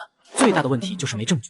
一听说这个案子不好打，孙云星瞬间急了，拉着李可可走到你面前，扑通一声又跪了下去。孙女士，你别着急，现在关键是西山村的村民不愿意出来作证，而且刀也消失不见了，就连警察也没有找到。事发当天村里的监控也坏了，没办法证明李永强杀王彪是正当防卫。孙云星虽然听不懂你在说什么，但也明白翻案会很困难，泪水又止不住流了下来。而你也尽可能的回忆卷宗里面的细节，看看能不能找到新的突破口。与此同时，案件在网络上迅速发酵，网友们也是议论纷纷。杀人犯就该死，杀人偿命不是应该的吗？支持死刑。就算老婆出轨也不能杀人呀，杀人就是犯法，老婆出轨就杀情夫，真没必要。李永强真男人，但杀人确实不对，支持死刑。这个案子好像不是这样的，里面肯定有猫腻。我看了李永强的采访视频，李永强说王彪想拿刀先杀他，他才反抗的，而且王彪长期侵犯他老婆，是个人都不能忍。完了，我刚买的新手机。我这个华为 Mate 60 Pro 刚到，你先拿着用吧。这手机我都没见过，应该不便宜吧？这是我刚刚免费领的，我左下角搞活动，苹果15 Pro Max 和华为 Mate 60 Pro 每天上万台大放送，库存实时更新，升级就能领。是呀，我之前点其他左下角都不好使，结果点刘律师左下角下载还真领到手机了，发货短信还在呢。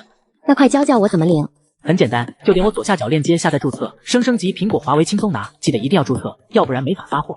我现在就试试。还真是，点击左下角一上线就看到领取界面了，真快。小胖子，你还等啥呢？一部分网友说杀人犯就该死，另一部分也表示对李永强的做法表示认同。毕竟老婆被别人长期侵犯，换成是谁都忍不了。一番争论后，都觉得这个案子需要深入调查一下。而你看完卷宗后，又看了一下网上的舆论，不禁有些头疼。奇怪，既然媒体都进不去西山村，为什么这家西山媒体一直在报道西山村的事情呢？西山日报就是西山村的自家媒体，主编就是王彪的小舅子。原来如此，先不说这个案子怎么打，至少我们要在舆论上争取到优势，把事情闹大，得到足够的关注度，加上充分的证据，才有可能帮李永强翻案。你看着跪在地上的孙云欣母女俩，也是无奈的叹了口气。沈小姐，孙女士身上的伤怎么样了？孙云欣身上全是伤口，尤其是下体、后背上也全是黑青，现在都没好。你现在立刻带她去医院验伤，顺便检查一下身体，整个过程记得录个视频。最近这段时间也不要让小孩出去上学了，一定要照看好这两个人。你刚说完，沈梦玉就低下了头。你看出沈梦玉的窘迫，她应该也没多少钱，能拿出10万来替孙云欣请律师，估计已经是全部家当了。沈小姐，你放心，我不在乎律师费，这个官司我免费帮你们打。你拿着这10万块给孙云欣看病，顺便给小姑娘买一身新衣服。沈梦玉哽咽的点了点头。其实钱不钱的不重要，我当律师就是为了做我想做的事情。如果欺压别人还不用付出代价，那法律的公平何在？你当然喜欢钱，不过看到孙云欣这一对聋哑人母女这么被人欺负，你就觉得钱不重要了。何况打赢官司，系统还会奖励你15万。律师费我可以1分不收，免费打这个官司只是为了伸张正义。听到你说不用1分钱律师费，沈梦玉马上将消息转达给了孙云欣。孙云欣听后赶忙起身对着你比手势。不行，不能不给钱，我可以先欠着，但以后必须还，这里是我所有的钱。孙云欣翻出自己破旧的小钱包，将所有的钱都递给你，看你没有收，又跪在地上用手去比划。刘律师帮帮我，我以后一定会还钱的。孙云欣很害怕你不收钱，不收钱的话，是不是就代表不愿意帮他们？可你不帮他们，还有哪个律师愿意帮他们？叹了口气，无奈的把钱收了下来。沈小姐，你和孙云欣说一下，他是我今天的第一个顾客，所以打折只收100块的律师费。沈梦玉听后感激的点了点头，他知道你这种律师怎么可能只收100块，光是咨询费1小时都要上千。你看着孙云欣身上的伤口，最后决定陪他们一起去趟医院。到了医院后，医生一检查才发现问题很严重，各种各样的伤口都是重伤。沈梦玉陪着孙云欣在里面做检查，而你和李可可则在门外等待。没一会儿，李可可跑到你面前比划手势。大哥哥，我已经好久没有见到爸爸了，你能帮我找到爸爸吗？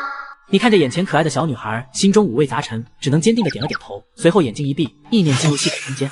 我倒要看看这个案子究竟是怎么回事，调取李永强杀人案所有证据。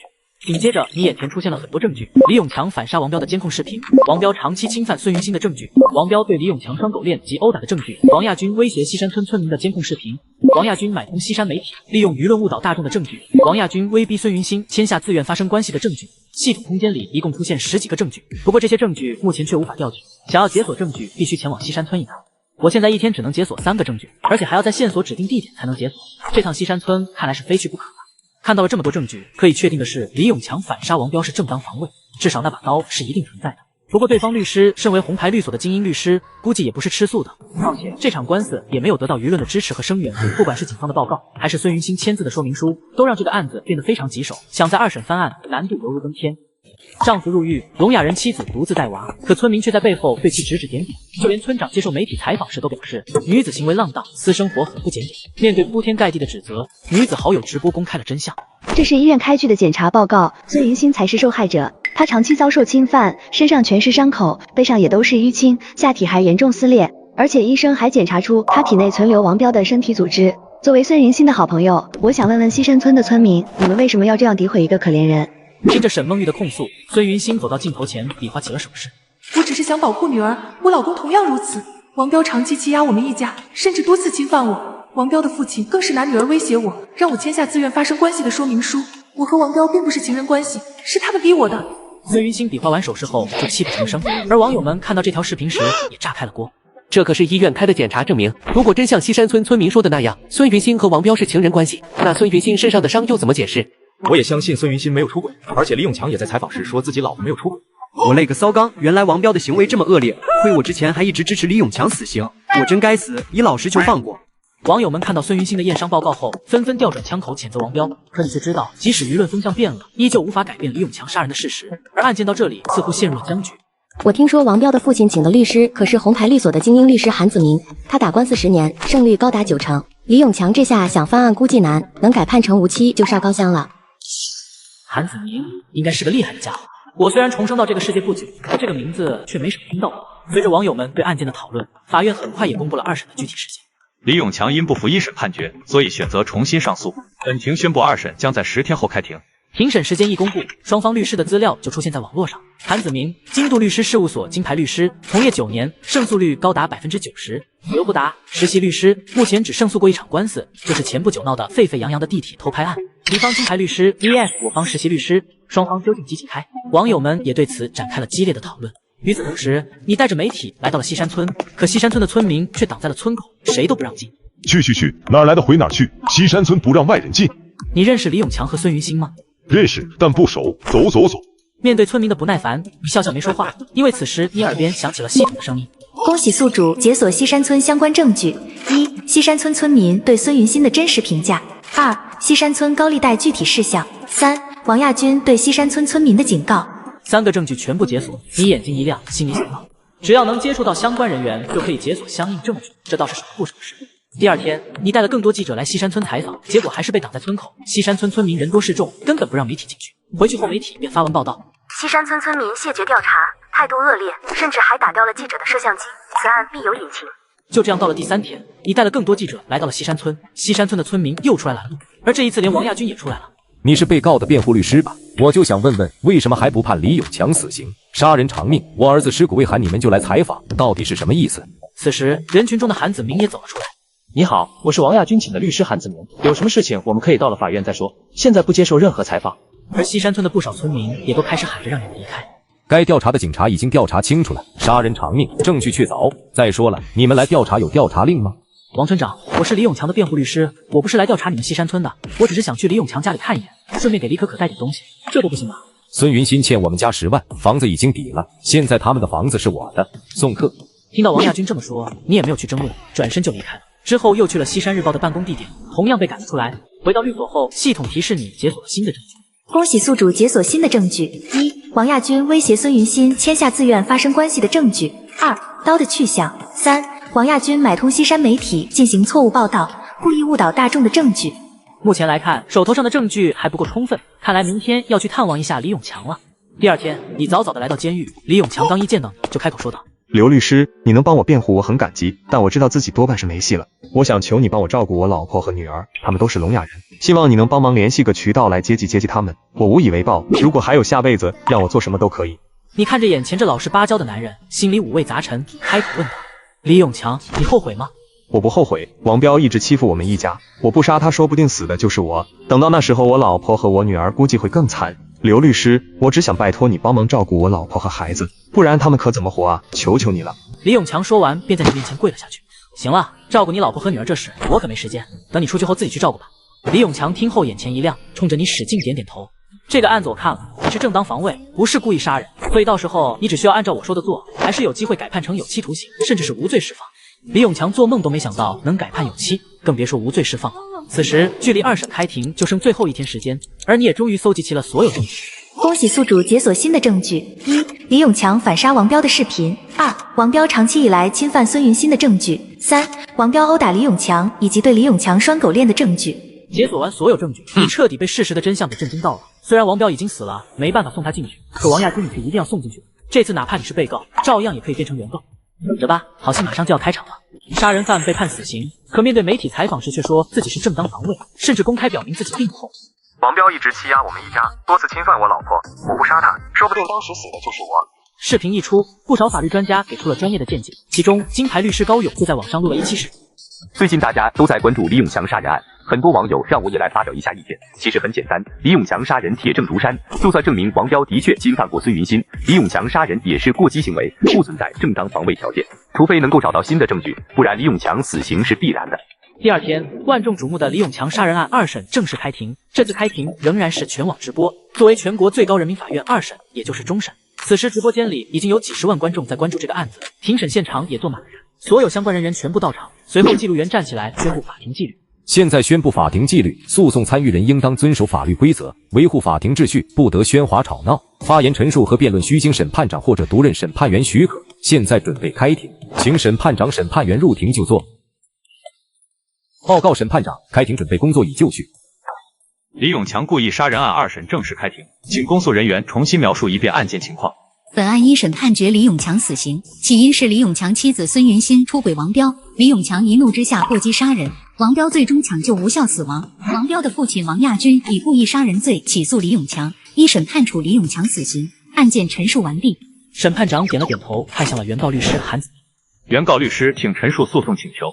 我方的诉讼请求非常简单，杀人偿命，请求判处李永强死刑。李永强的妻子孙云欣多次勾搭王彪，两人才有了不正当的关系。李永强发现后恼羞成怒杀害王彪，是故意杀人。王彪出轨李永强的妻子只是道德问题，并没有触犯法律，而李永强杀人是既定事实，所以请求判处王永强死刑，立即执行。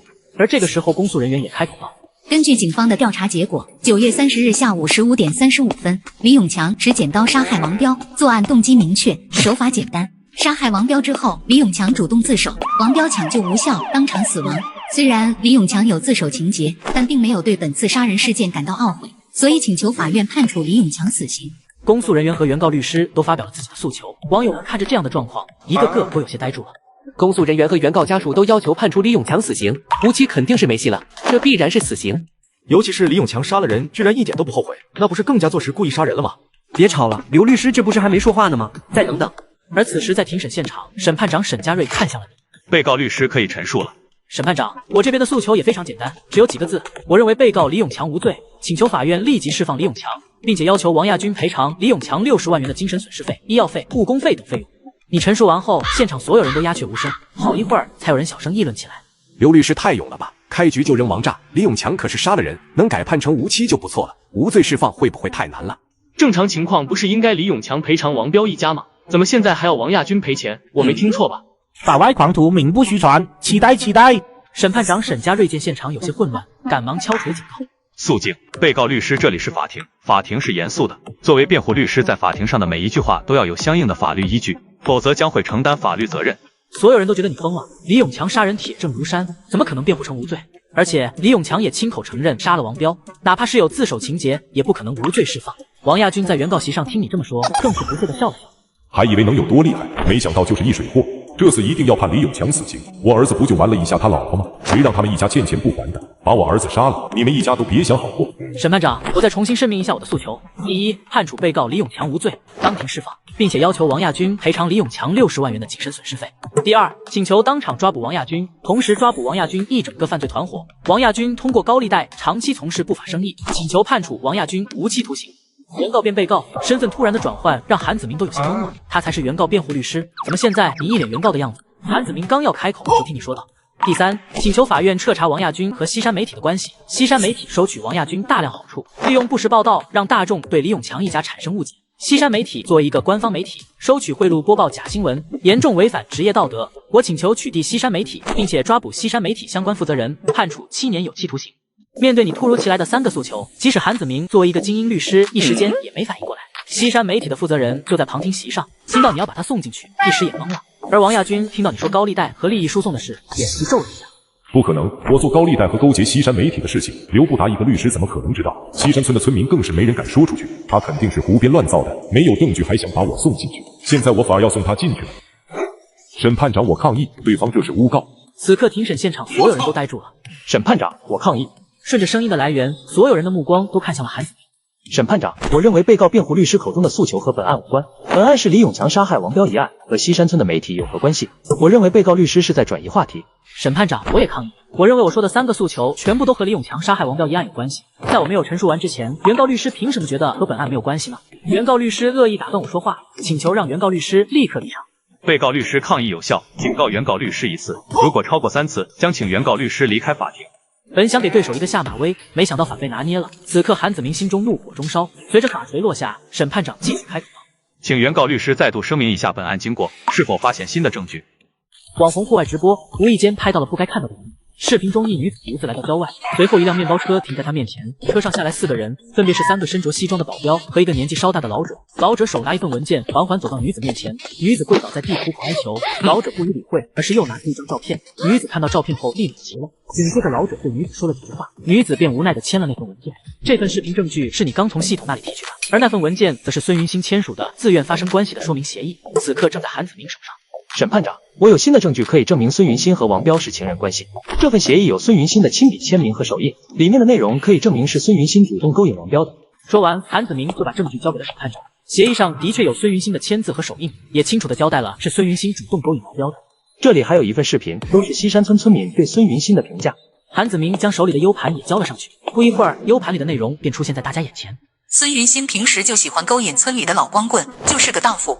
是啊，我就住她家旁边，听说她老公被抓走了，可我昨天还听到她房间里传出来哼哼唧唧的声音。视频中村民对孙云馨的评价大概一致，但说法却是千奇百怪。而此时庭审现场，韩子明又开口道：根据以上证据可以说明，王彪并没有侵犯孙云馨，一切都是孙云馨自愿的，而李永强的杀人动机就是孙云馨出轨，所以王彪并无过错。听到有人这么诋毁自己的老婆，李永强忍不住开口道：你胡说，我老婆根本没有出轨，你凭什么这么侮辱她？审判长，我认为被告故意扰乱法庭秩序，请求让被告离场。警告一次，被告不得无故扰乱法庭秩序。李永强听到审判长警告后才闭上了嘴，把求助的目光投向了你。而公诉人这时开口道：我认同韩子明律师的观点，请求法院判处李永强死刑。被告律师有何辩驳？审判长，我不认同原告律师的观点。根据李永强和孙云馨夫妻2人的陈述，孙云馨从来没有出轨过王彪，这是2人共同承认的。而且孙云馨的身上有伤口，原告律师又怎么解释？是解释李永强家暴孙云馨吗？没错，那就大错特错了。孙云馨本人亲口承认，她身上所有的伤口是王彪在侵犯她的时候造成的。这里是医生的诊断书，上面清楚地写明了孙云馨体内有王彪的 DNA 组织。随后你也把证据提交了上去，包括孙云馨之前录制的视频，还有伤情鉴定书以及 DNA 检测报告。法院很快便鉴定完毕，所有证据皆为属实。李永强夫妇一直都强调感情很好，现在又证据确凿，我有理由怀疑是原告律师捏造虚假证据，故意误导大众。听你这么一说，韩子明人都傻了。审判长，我方提交的证据也都是真的，孙云馨的确签了字，不存在捏造。很快，字迹鉴定结果也出来了，签名是真的，手印也是真的，都是孙云馨的。这下轮到现场的旁听人员懵了，孙云馨一边说自己被侵犯，一边又签下这样的协议。就在大家疑惑时，开口。据我所知，孙云馨是个聋哑人，从小就没上过学，唯一会写的只有自己的名字。你觉得他能看懂这协议吗？就算他看不懂，但是别人可以给他讲解呀。至于孙云馨身上的伤口，西山村的村民都知道，那是李永强家暴他造成的。这时，几个西山村的村民纷纷站起来说道：孙云馨平时看着老实，实际上就和潘金莲一样，李永强满足不了她，他就勾引王彪。我听王彪说过，他说孙云馨就喜欢被打，他管这叫情趣。要我说，就是孙云馨看李永强要被判死刑了，趁现在赶快捞点钱，法官你要明察呀。这几个村民纷纷开口指责孙云馨，李永强刚想说话就被你制止了。人证物证俱在，此时韩子明信心十足。人证物证俱在，李永强杀人就是情杀，请求判处李永强死刑。至于孙云馨，他捏造事实，刻意误导大众，涉嫌敲诈勒索，请求判处有期徒刑5年。一时间，胜利的天平好像在朝着王亚军这边倾斜，许多网友都是头皮发麻。事情的真相真是这样的吗？不太清楚，怎么看得我越来越迷糊了？孙云馨到底是主动勾引别人，还是被侵犯了？还真要调查清楚。庭审现场，审判长沈家瑞看向我。被告律师可以发言了。审判长，我有新的证据，我来告诉大家为什么孙云馨会签这个协议。在告诉大家原因之前，首先我要说明的是，孙云馨一直说自己是被强奸而非出轨，他可从来没有问王亚军一家要过1分钱，何来的敲诈？而孙云馨签这个协议的原因非常简单，那就是为了保护他的女儿。韩子明在这个时候又站出来说道：审判长，我认为这只是被告律师的臆想分析，并没有实际证据支撑。王亚军一家从未欺负过孙云馨。你要证据是吗？证据就在这里，大家请看监控录像。还有，请原告律师不要打断我的陈述，不然我将会当庭投诉你。说完，你拿出一个 U 盘交了上去。没多久 ，U 盘里的视频画面便出现在大家眼前。10月2日下午5点，西山村某村民来到西山幼儿园，带走了孙云馨的女儿李可可。10月2日下午5点13分，孙云馨来幼儿园时，幼儿园老师告诉孙云馨，李可可已经被接走。孙云馨心急如焚，开始到处寻找。这个视频要告诉大家的是，10月2日下午5点钟，有人带走了孙云馨的女儿李可可，而这个人就是西山村村民王铁柱。王铁柱和王亚军一家走得非常近，而西山村的村民又为什么要带走李可可呢？这个证据可以告诉大家真相。你又将新的证据提交了上去，而这段视频是一位网红的直播画面，时间是10月2日晚上19点30分。孙云馨独自来到郊外，一辆面包车疾驰而来，随后车上下来4个人，这4个人中就有王亚军。王亚军拿着一份协议给孙云馨签，孙云馨一开始不愿意，结果视频中王亚军拿出了李可可的照片，孙云欣看到后立马急了。然后王亚军告诉孙云欣，不签这个协议就别想见到他的女儿。孙云欣看着协议，眼神中很抗拒。虽然他看不懂协议是什么内容，可他知道这个协议肯定是不好的。可他不签协议就见不到女儿，最后只能把协议签了下来。综合两个视频可以看得出来，就是王亚军让人带走了孙云欣的女儿，然后以此来要挟孙云欣签下自愿发生关系的协议。所以说这份协议是在逼迫下签署的，在法律上无效。男子明明酒精过敏，却每个月都按时在这家网店买酒，而这些看似普通的酒却个个售价不菲，便宜的几万，贵的甚至高达几十万。可即使面对如此昂贵的价格，下单时依旧还要听手速。还好网速给力，这个月的酒总算是抢到了。同样的情况几乎每个月都在西山村家家户户上演。这一反常现象背后究竟隐藏着什么？不久前，你从一名叫王俊龙的村民口中得知了真相。视频内容已经清晰地记录了王亚军的犯罪事实。王亚军涉嫌绑架，逼迫孙云欣签下自愿发生关系的说明，他的行为已经触犯法律，请审判长批准逮捕。韩子明作为原告的辩护律师，看着这一幕没有说话。他也没想到王亚军会用一个小女孩去威胁孙云欣签下协议。事实的真相远不止如此。我曾带着媒体去西山村做过真实的采访，这里有一段录像。视频中，你带着媒体记者来到西山村采访，可村民一听到李永强和孙云欣两人的名字，都是避之不及，尤其是追问到孙云欣是一个什么样的人。这就是真实去西山村采访的录像。西山村的村民完全不敢多谈孙云欣，而不是像刚才那几位一样，全部都在说孙云欣是一个什么样的人。采访录像加上你有理有据的说明，所有人瞬间明白了事情的真相。不少网友纷纷痛斥王亚军和西山村村民的这种行为。王亚军原来是这种人，我终于知道这个协议是怎么来的了。这么胁迫一个聋哑人，王亚军是真该死。刘律师，赶快想办法把他送进去吧。支持把王亚军送进去。父子俩看起来都不是什么好东西，为了掩盖证据，竟然干出绑架威胁这种龌龊事。应大家的要求，那我必须安排一下。刘律师，你这苹果15 Pro Max 挺贵吧？我都没舍得买。我左下角苹果15 Pro Max 和华为 Mate 60 Pro 不限时免费送，我很多粉丝都领到了，所以我才和左下角合作的，发货名单都在这里。靠谱吗？我点过啥都没有。在刘律师左下角下载上线就能跳出领取界面，我都领到2台了。刘律师，你具体说一下怎么领取？你就认准我左下角链接下载注册，进去就有888，再配上首充送的神装坐骑，升级快100倍，苹果华为轻松拿。而此时的庭审现场，审判长沈家瑞看向了你，你开口道。由此可见，西山村村民恶意攻击李永强一家，就是为了让大家觉得是孙云欣主动和王彪发生关系的，并非是侵犯。而这一切全部都是王亚军亲手策划。事已至此，真相呼之欲出，现场所有人都屏住了呼吸。而这时你又说道，我现在手里还有几个证据，大概就是说王亚军一家嚣张跋扈，在当地成立了高利贷，四处暴力催收。西山村也并不只是一个村庄，更是一个高利贷团伙中心。他们的合同虽然还没有到达高利贷的标准，可他们会有其他的渠道来让别人还钱。随后，你将西山村高利贷集团的合同，还有一些交易流水明细一并交了上去。王亚军眼皮一抽，起身说道：“审判长，我们西山村做的都是正规合法的借贷生意，我们有自己的公司。刘不达这是在诽谤我。”你们是有自己的公司没错，但你们还注册了另一家皮包公司。这家皮包公司是做酒类销售的，进价10来块钱一瓶的白酒，在你们这里转手就卖上万块。为了赚到利息，你们让人还钱的时候就买你们这里的酒，一瓶酒有时候都能卖到上万块，甚至几十万。而李永强就是被你们坑害的人之一。说完后，你把新的证据也提交了上去。皮包公司真实的法人是王亚军，还有皮包公司的进货渠道以及每瓶酒的进货价格。除此之外，我还找到了一个证人，他叫王俊龙，他本人深陷你们高利贷的套路，家破人亡，被你们逼得跳楼自杀。你们以为王俊龙死了就没有再去管，可你们没想到王俊龙被奇迹般的救活了，他现在已经来了。现场的旁听人员都愣了一下，没想到你还带了人证过来。王俊龙来了之后，缓缓开口陈述。事情的经过是这样的，2年前我找王亚军借了20万，3个月之后他们却要我还150万。为了还钱，我把房子卖了，老婆也因此跑了。我还了90万，实在还不动了，你们就找人殴打我，逼我还钱，走投无路下，我选择跳楼自杀。就连我自己也没想到还能活着。西山村王亚军一家都是做高利贷生意的，他们无法无天，无恶不作，不知道害死了多少人。随后，王俊龙把所有收集到的证据都交了上去，其中有王亚军派人暴力催收的视频，还有王亚军威胁他还钱的录音，以及逼迫他花高价买酒来偿还高额利息的收据。王俊龙住院1年多，到现在才能勉强走路，我也是不久前才找到他。西山村里面有一个高利贷组织，就是以王亚军为首，他们联合了几十个村民做高利贷已经好多年。根据我的调查结果显示，涉案金额已经超过3000万元，数额巨大，请求没收一切违法所得，并且判处王亚军无期徒刑。王亚军听你说完后，整个人像泄了气的皮球瘫坐在椅子上，明明自己才是原告，怎么最后反而要被送进去了？还有，王亚军用钱买通西山媒体，在李永强杀王彪一事发生后，西山媒体就多次发布不实报道，然后全网跟风转发，已经对孙云欣和李永强造成了极大的精神伤害。请求法庭研判西山媒体。说完，你又拿出一个新的证据，证据显示，10年前王亚军一家在西山村从事煤炭生意，吸引大量外来务工人员来地下挖煤，可这里施工却没有任何安全保障。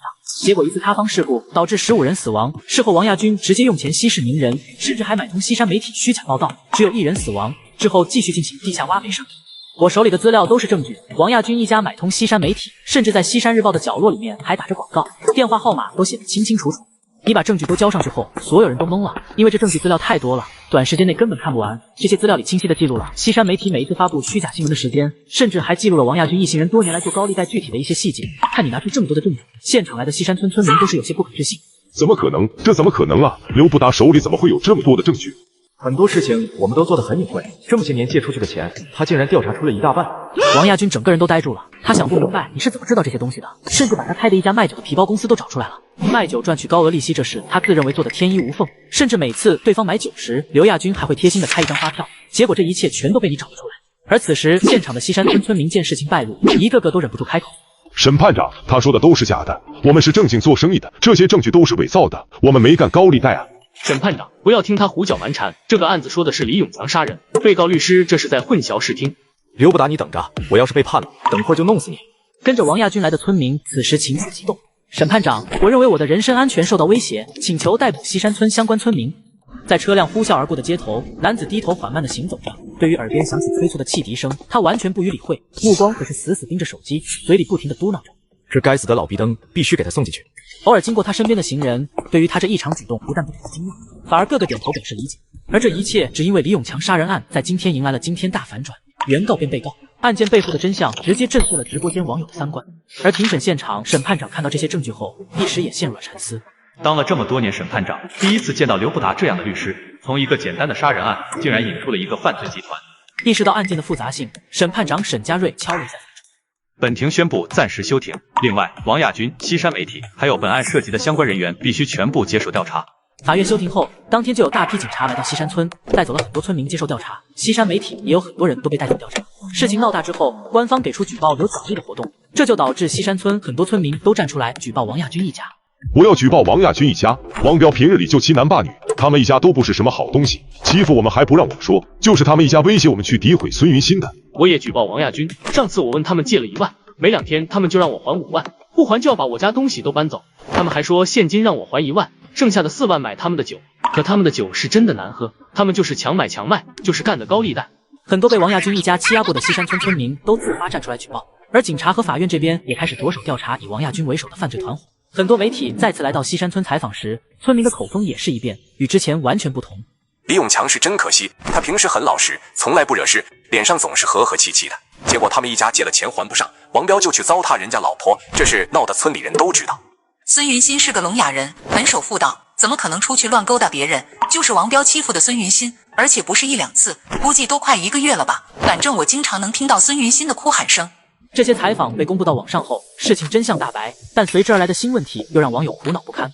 王亚军这种社会毒瘤早就应该被清除，只是孙云欣一家就惨了。可怜的李可可从小就没有爸爸。如果刘律师真能帮李永强把死刑改判成无罪，我分分钟去刘律师直播间刷10个华子。杀人那可是死刑，能改判成无期就很难了。而且李永强就算被欺负在先，他的行为也是过激杀人，最后结果都一样，哪怕有自首情节也是死刑跑不了的，谁来也没办法。我想给孙云欣和李可可募捐，不说别的，就是想让2个聋哑人能够得到治疗，过上正常人的生活。这一做法得到了广大网友的支持。与此同时，法院针对李永强杀害王彪一案也即将再度开庭。目前王亚军已经被逮捕，等待着最后的判决结果。韩子明也来监狱见过了王亚军。王亚军知道他做高利贷的是藏不住，肯定会被判刑，他就一句话：一定要判李永强死刑。韩律师，我怎么判无所谓，反正就这样了。但是一定要判李永强死刑，他可是杀了我儿子，我儿子犯法自然有法律来制裁，就算是强奸也不至于死吧？为什么他要杀我儿子？为什么？王先生，你别激动，我会努力的，毕竟这是我的职责。韩子明知道这个案子已经得到了广泛的社会关注，但杀人是不争的事实，而且检方也对李永强提起了公诉，就算他不帮忙争取，公诉人也会全力要求判处李永强死刑，再厉害的律师也不可能改判成无罪。全国最高人民法院上午9点钟，李永强杀人案终于正式开庭。王亚军被警方带到了现场，审判长沈家瑞也进场。本次庭审依旧采用全网直播，所有人都在期待你能不能辩护成功。本次诉讼案件为李永强杀害王彪一案，李永强不管出于什么目的，也不管李永强一家遭受到了什么侵害，我对此遭遇只能表示同情。但法不容情，李永强杀害王彪是既定事实，而且在杀害王彪期间，李永强连续捅了王彪10几刀，造成王彪死亡，因此李永强就是故意杀人。就算李永强有自首情节，可主观杀人意愿强烈。根据华夏刑法第232条，故意杀人罪处死刑，情节较轻者处无期徒刑或10年以上有期徒刑。可事后李永强并没有对此感到后悔，所以也不存在从轻处罚的环节，请求判处王永强死刑。公诉人阐述完后，审判长看向韩子明说道：原告律师有何补充？我身为一个律师，也一样同情孙云馨的遭遇。王彪的做法的确触犯了法律，但王彪的罪行应该让法律来审判他。李永强因为一时鲁莽过激杀人，所作所为无法构成正当防卫，甚至都不存在防卫过当。我身为王彪的辩护律师，和公诉人的观点一致，请求判处王永强死刑。所有矛头再次指向了李永强。李永强听到这么多人都要求判他死刑，也是低下了头。这时审判长开口道：被告可以进行陈述了。对不起大家，我更对不起我的老婆和女儿，我做了不应该做的事情，可是我的老婆和女儿都是聋哑人，我请求大家可以帮帮他们，我在这里谢谢大家了。法院所有的判决我全部接受，也谢谢刘律师能够帮我辩护。犯了错就应该受到惩罚，我只希望我的老婆和女儿能够幸福，希望我的女儿能够健康的长大，希望我老婆能够幸福的生活下去。李永强知道自己今天活不下来了，他抬起头说出了最后一个要求。审判长，在接受判决之前，我想看看我的老婆和女儿。审判长没有说话，只是重重的点了点头。紧接着孙云馨和李可可在法警的陪同下来到了现场。李可可一见到爸爸就开始用手比划。爸爸，我好想你，可可已经好久没见到爸爸了。李可可的手势很多人都看懂了，而一旁的孙云馨早已是泪流满面，她什么都听不到，只能傻傻的看着眼前这一切。突然孙云馨扑通一声跪了下去，不停的用手比划。我老公是一个很好的人，我不能没有他，我只想他能活着，只要他能活着，我等多久都可以，我甚至可以代替他去死。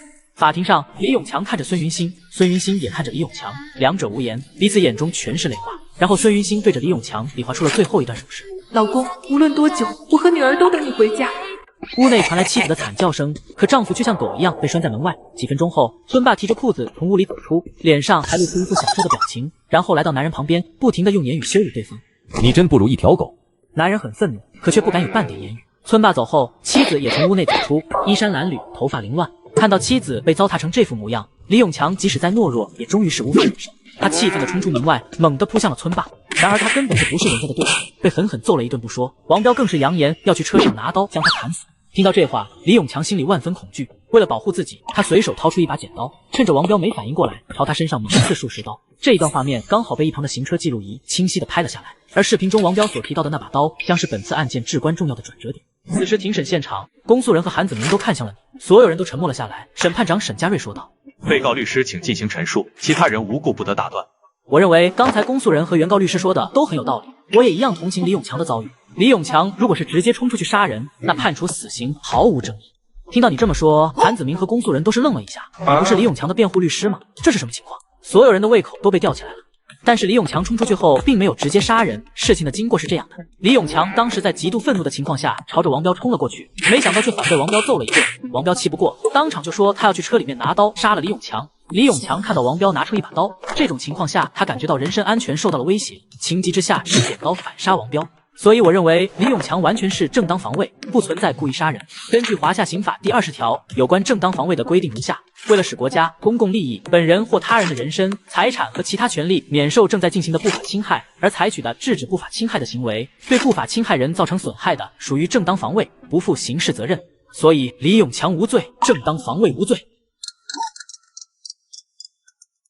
被告律师，庭审现场请不要接打电话。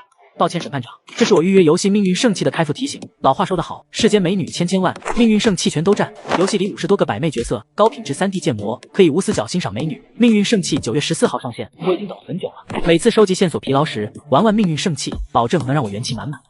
话音刚落，现场掌声雷动。李永强的笔录里的确是这么说的，他说王彪要拿刀杀他，所以他才反杀。那这种行为确实属于正当防卫。就在这时，一旁的韩子明立马举手请求发言。我反驳，被告辩护律师的陈述都只是自己的一家之言，没有证据。请问有谁看到王彪拿出了那把刀？那把刀是真实存在的吗？根据警方的笔录，在王彪的车里并没有发现刀，现场也只有李永强手里的剪刀。法律要讲究证据，既然没有这把刀，也就说明李永强人身安全并没有受到威胁。根据华夏刑法第20条，正当防卫的前提条件是在行凶或者严重危及人身安全的情况下做出的合理反抗。如果能证实这把刀的存在，还能说成是正当防卫。但是现在没有这把刀，也就不构成正当防卫，除非被告辩护律师能找到这把刀。韩子明说完后，现场再次安静下来。法律是要讲求证据的，那把刀显然成了本次案件的关键证物。同一时间，方达律师事务所内，主任薛延廷、金牌律师高勇以及薛延廷的孙女薛青青都在关注这场庭审直播。高勇叹了口气说道：“这把刀估计是找不到了，就算真的有这把刀，王亚军也会第一时间处理了，不可能留下证据。李永强估计还是死刑，要想改判，除非能找到这把刀。那就再去调查呀，肯定能找到那把刀，再给警方一些时间。不可能了，这个案子今天就是2审判决的最后一天，之前已经休庭过一次，不能再休庭了。在没有证据的前提下，浪费警力去找一把可能不存在的刀，不太现实。我不信，我觉得这个案子刘不达还是有机会的。这个案子取证太难，警方都没找到那把刀，李永强最后估计还是死刑，谁来都不可能翻盘。案件到这里再次陷入僵局，只要找不到那把刀，就永远都是证据不充分，也永远没有办法给李永强定性为正当防卫。此时，王亚军嘴角露出一丝得意。李永强必须死刑，我可是花了大价钱才找到韩子文这样的精英律师，就是为了让法院判处李永强死刑。这一刻，所有人的目光再次看向你，李永强的命运就掌握在你手中。你不慌不忙地向前走了2步，从口袋里拿出一个全新的 U 盘。我原本也以为找不到那把刀，甚至觉得那把刀或许是李永强自己编出来的，直到我看到了这段视频。审判长，我手里就有当天在李永强家门口的监控录像，这段监控录像出自一辆车的行车记录仪，我已经备份到了 U 盘里，正好可以让大家看看李永强杀害王彪当天具体发生了什么。谁都没想到你竟然拿出了监控录像，王亚军更是一脸不可置信。事情发生当天，他就把证据全都处理了，并没有遗漏的地方。在所有人震惊的目光中，监控录像开始播放。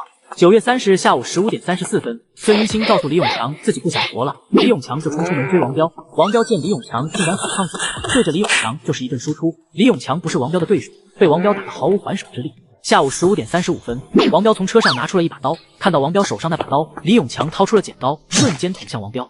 之后的事情大家都知道，案发后李永强第一时间选择了自首。通过视频可以看出，李永强并没有直接想要杀掉王彪的想法。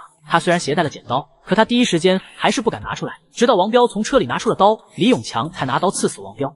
王彪拿出刀已经有着明显的杀人倾向，对李永强的人身安全造成了威胁。根据华夏刑法第20条，王彪持刀的行为已经严重危及李永强的人身安全。李永强采取正当防卫，造成了王彪死亡，属于合理行为，不需要负刑事责任。所以我认为李永强无罪，请求法院当庭释放李永强。你陈述完毕后，法院的技术鉴定结果也出来了。审判长，视频证据属实，没有经过合成剪辑，这的确是9月30日当天的监控录像。鉴定结果一出，所有人都炸了，观看直播的网友更是义愤填膺。杀得好，被拴狗链子，还看着自己老婆被欺负，是个男人都忍不了。这就是正当防卫啊，还有什么问题吗？王彪都把刀拿出来了，他还能干嘛？别告诉我他拿刀是想切苹果。李永强反杀没毛病，李永强真男人，就是这画面流传出去要记得打码，不然容易影响小朋友的身心健康。一时间，网友们都在支持李永强，一场胜利仿佛就在眼前。如何才能合法的达人？当遭遇坏人持刀砍来时，你可以拿刀捅死他；当小仙女遇到坏人骚扰时，也可以拿起拳锤死他。这些在紧急情况下进行防卫的反杀行为都是合法的。因为刑法第20条明确规定，面对正在进行的行凶、打人、抢劫等暴力犯罪时采取防卫的行为，手段不限，不管是用砖头还是斧头造成行凶者死亡的，不负刑事责任。正当防卫不限制任何手段，不能让法向不法让步。然而，在李永强杀人案的庭审现场，公诉人却提出了不同的意见。根据视频内容来看，李永强正当防卫的行为明显超过了必要限度，这种情况下应当负刑事责任。监控录像显示，王彪虽然拿出了刀，但这把刀刺向李永强了吗？视频中不难看出，王彪只是拿出了这把刀，但是并没有对李永强构成人身威胁。李永强直接挥刀刺向王彪，这本身就是防卫过当，甚至是故意杀人。举个例子，如果一个人去市场买鱼，卖家拿起刀准备杀鱼，顾客看到卖家拿起了刀，顾客直接用刀上去捅死卖家，请问这能叫做正当防卫吗？综上所述，李永强主动持刀杀人就是故意杀人，请求判处李永强死刑。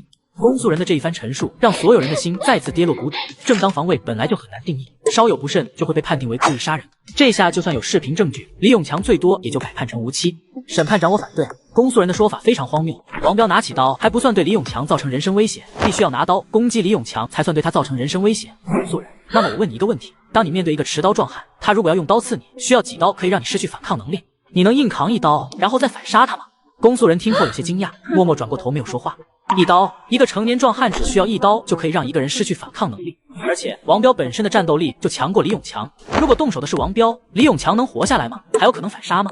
几句话就让现场陷入沉思，就连审判长听后也是不自觉地点了点头。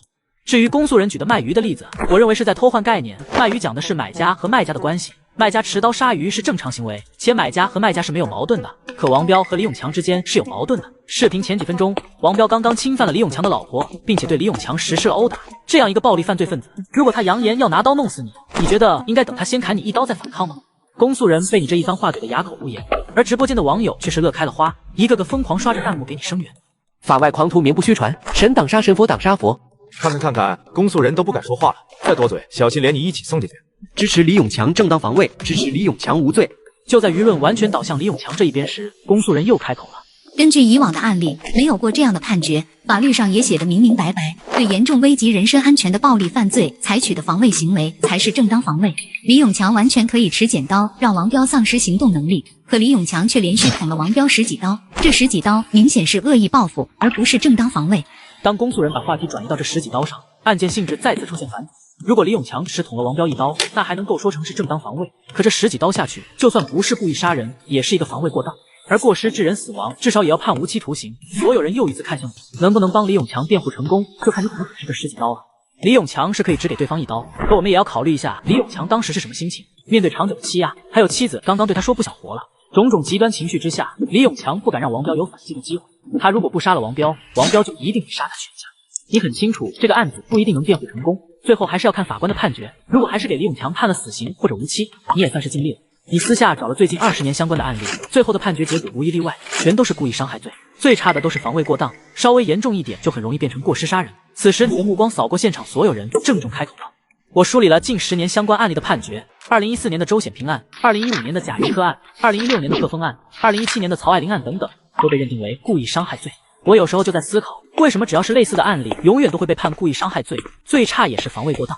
就像公诉人刚才所说，根据以往的案例，没有过这种判决。可如果面对新案子时，总是用惯例来判决，那人民群众想要的公平与正义何在？话音落下，现场一片寂静。你的这一发问直击所有人心里。惯例就是用来打破的，不能按照惯例来进行判决。法律不能背离公平正义，法律应该提高违法犯罪的成本，而不是让好人出手的代价更大。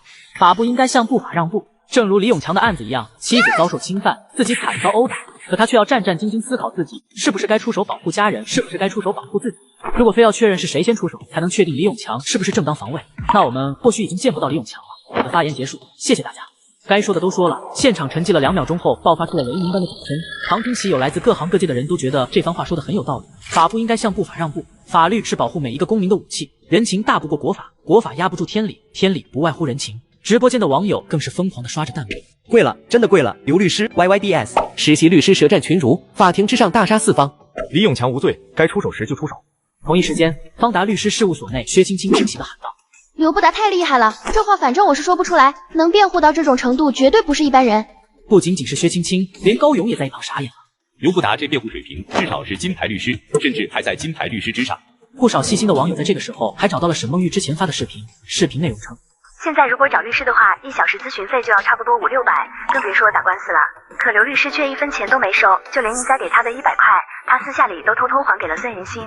他不但免费帮聋哑人打官司，还自己出钱给孙云欣母女俩看病。这样的律师，这样的品行，谁不喜欢啊？视频一经传播，所有人都对你的做法佩服得五体投地，纷纷嚷着要找你打官司。而此时庭审现场的你却在紧张地等着结果，因为案件马上就要到判决环节。一对夫妻在你律所门口东张西望，看到你迎面走来，二话不说，咕咚一声跪倒在你面前，约着周围瞬间涌出大量记者。男子掏出一张银行卡对你说道：刘律师，谢谢你救我一命，如果不是你，我恐怕已经被判了死刑。这卡里的钱是给您的律师费，请您务必收下。当初我既然免费接了这个案子，就不会收1分钱，你总不能让我出尔反尔吧？这钱你们留着用吧，给你老婆和女儿都装个人工耳蜗，好好改善一下生活。说完，你便转身离开，留下这对夫妻和记者在法院一面。而就在不久前，男子还作为一名杀人凶手等待着法庭的审判。公诉人在经历一场唇枪舌战后，最终在你手上败下阵来。现场所有人都在鼓掌。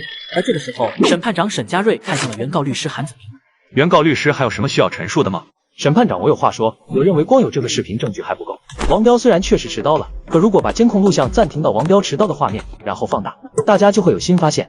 很快，监控录像暂停到了王彪持刀的地方，然后放大。可所有人看了后依然是一脸懵。这时韩子明开口了：审判长，我想请问一下被告律师，他是如何证明这是一把真刀的？视频录像上这把刀模糊不清，或许只是王彪拿出来的一把玩具刀，没有任何杀伤力。我认为应该找到这把刀，如果找到的刀和这把刀是同一把刀，才能证明李永强当时确实生命安全受到了威胁。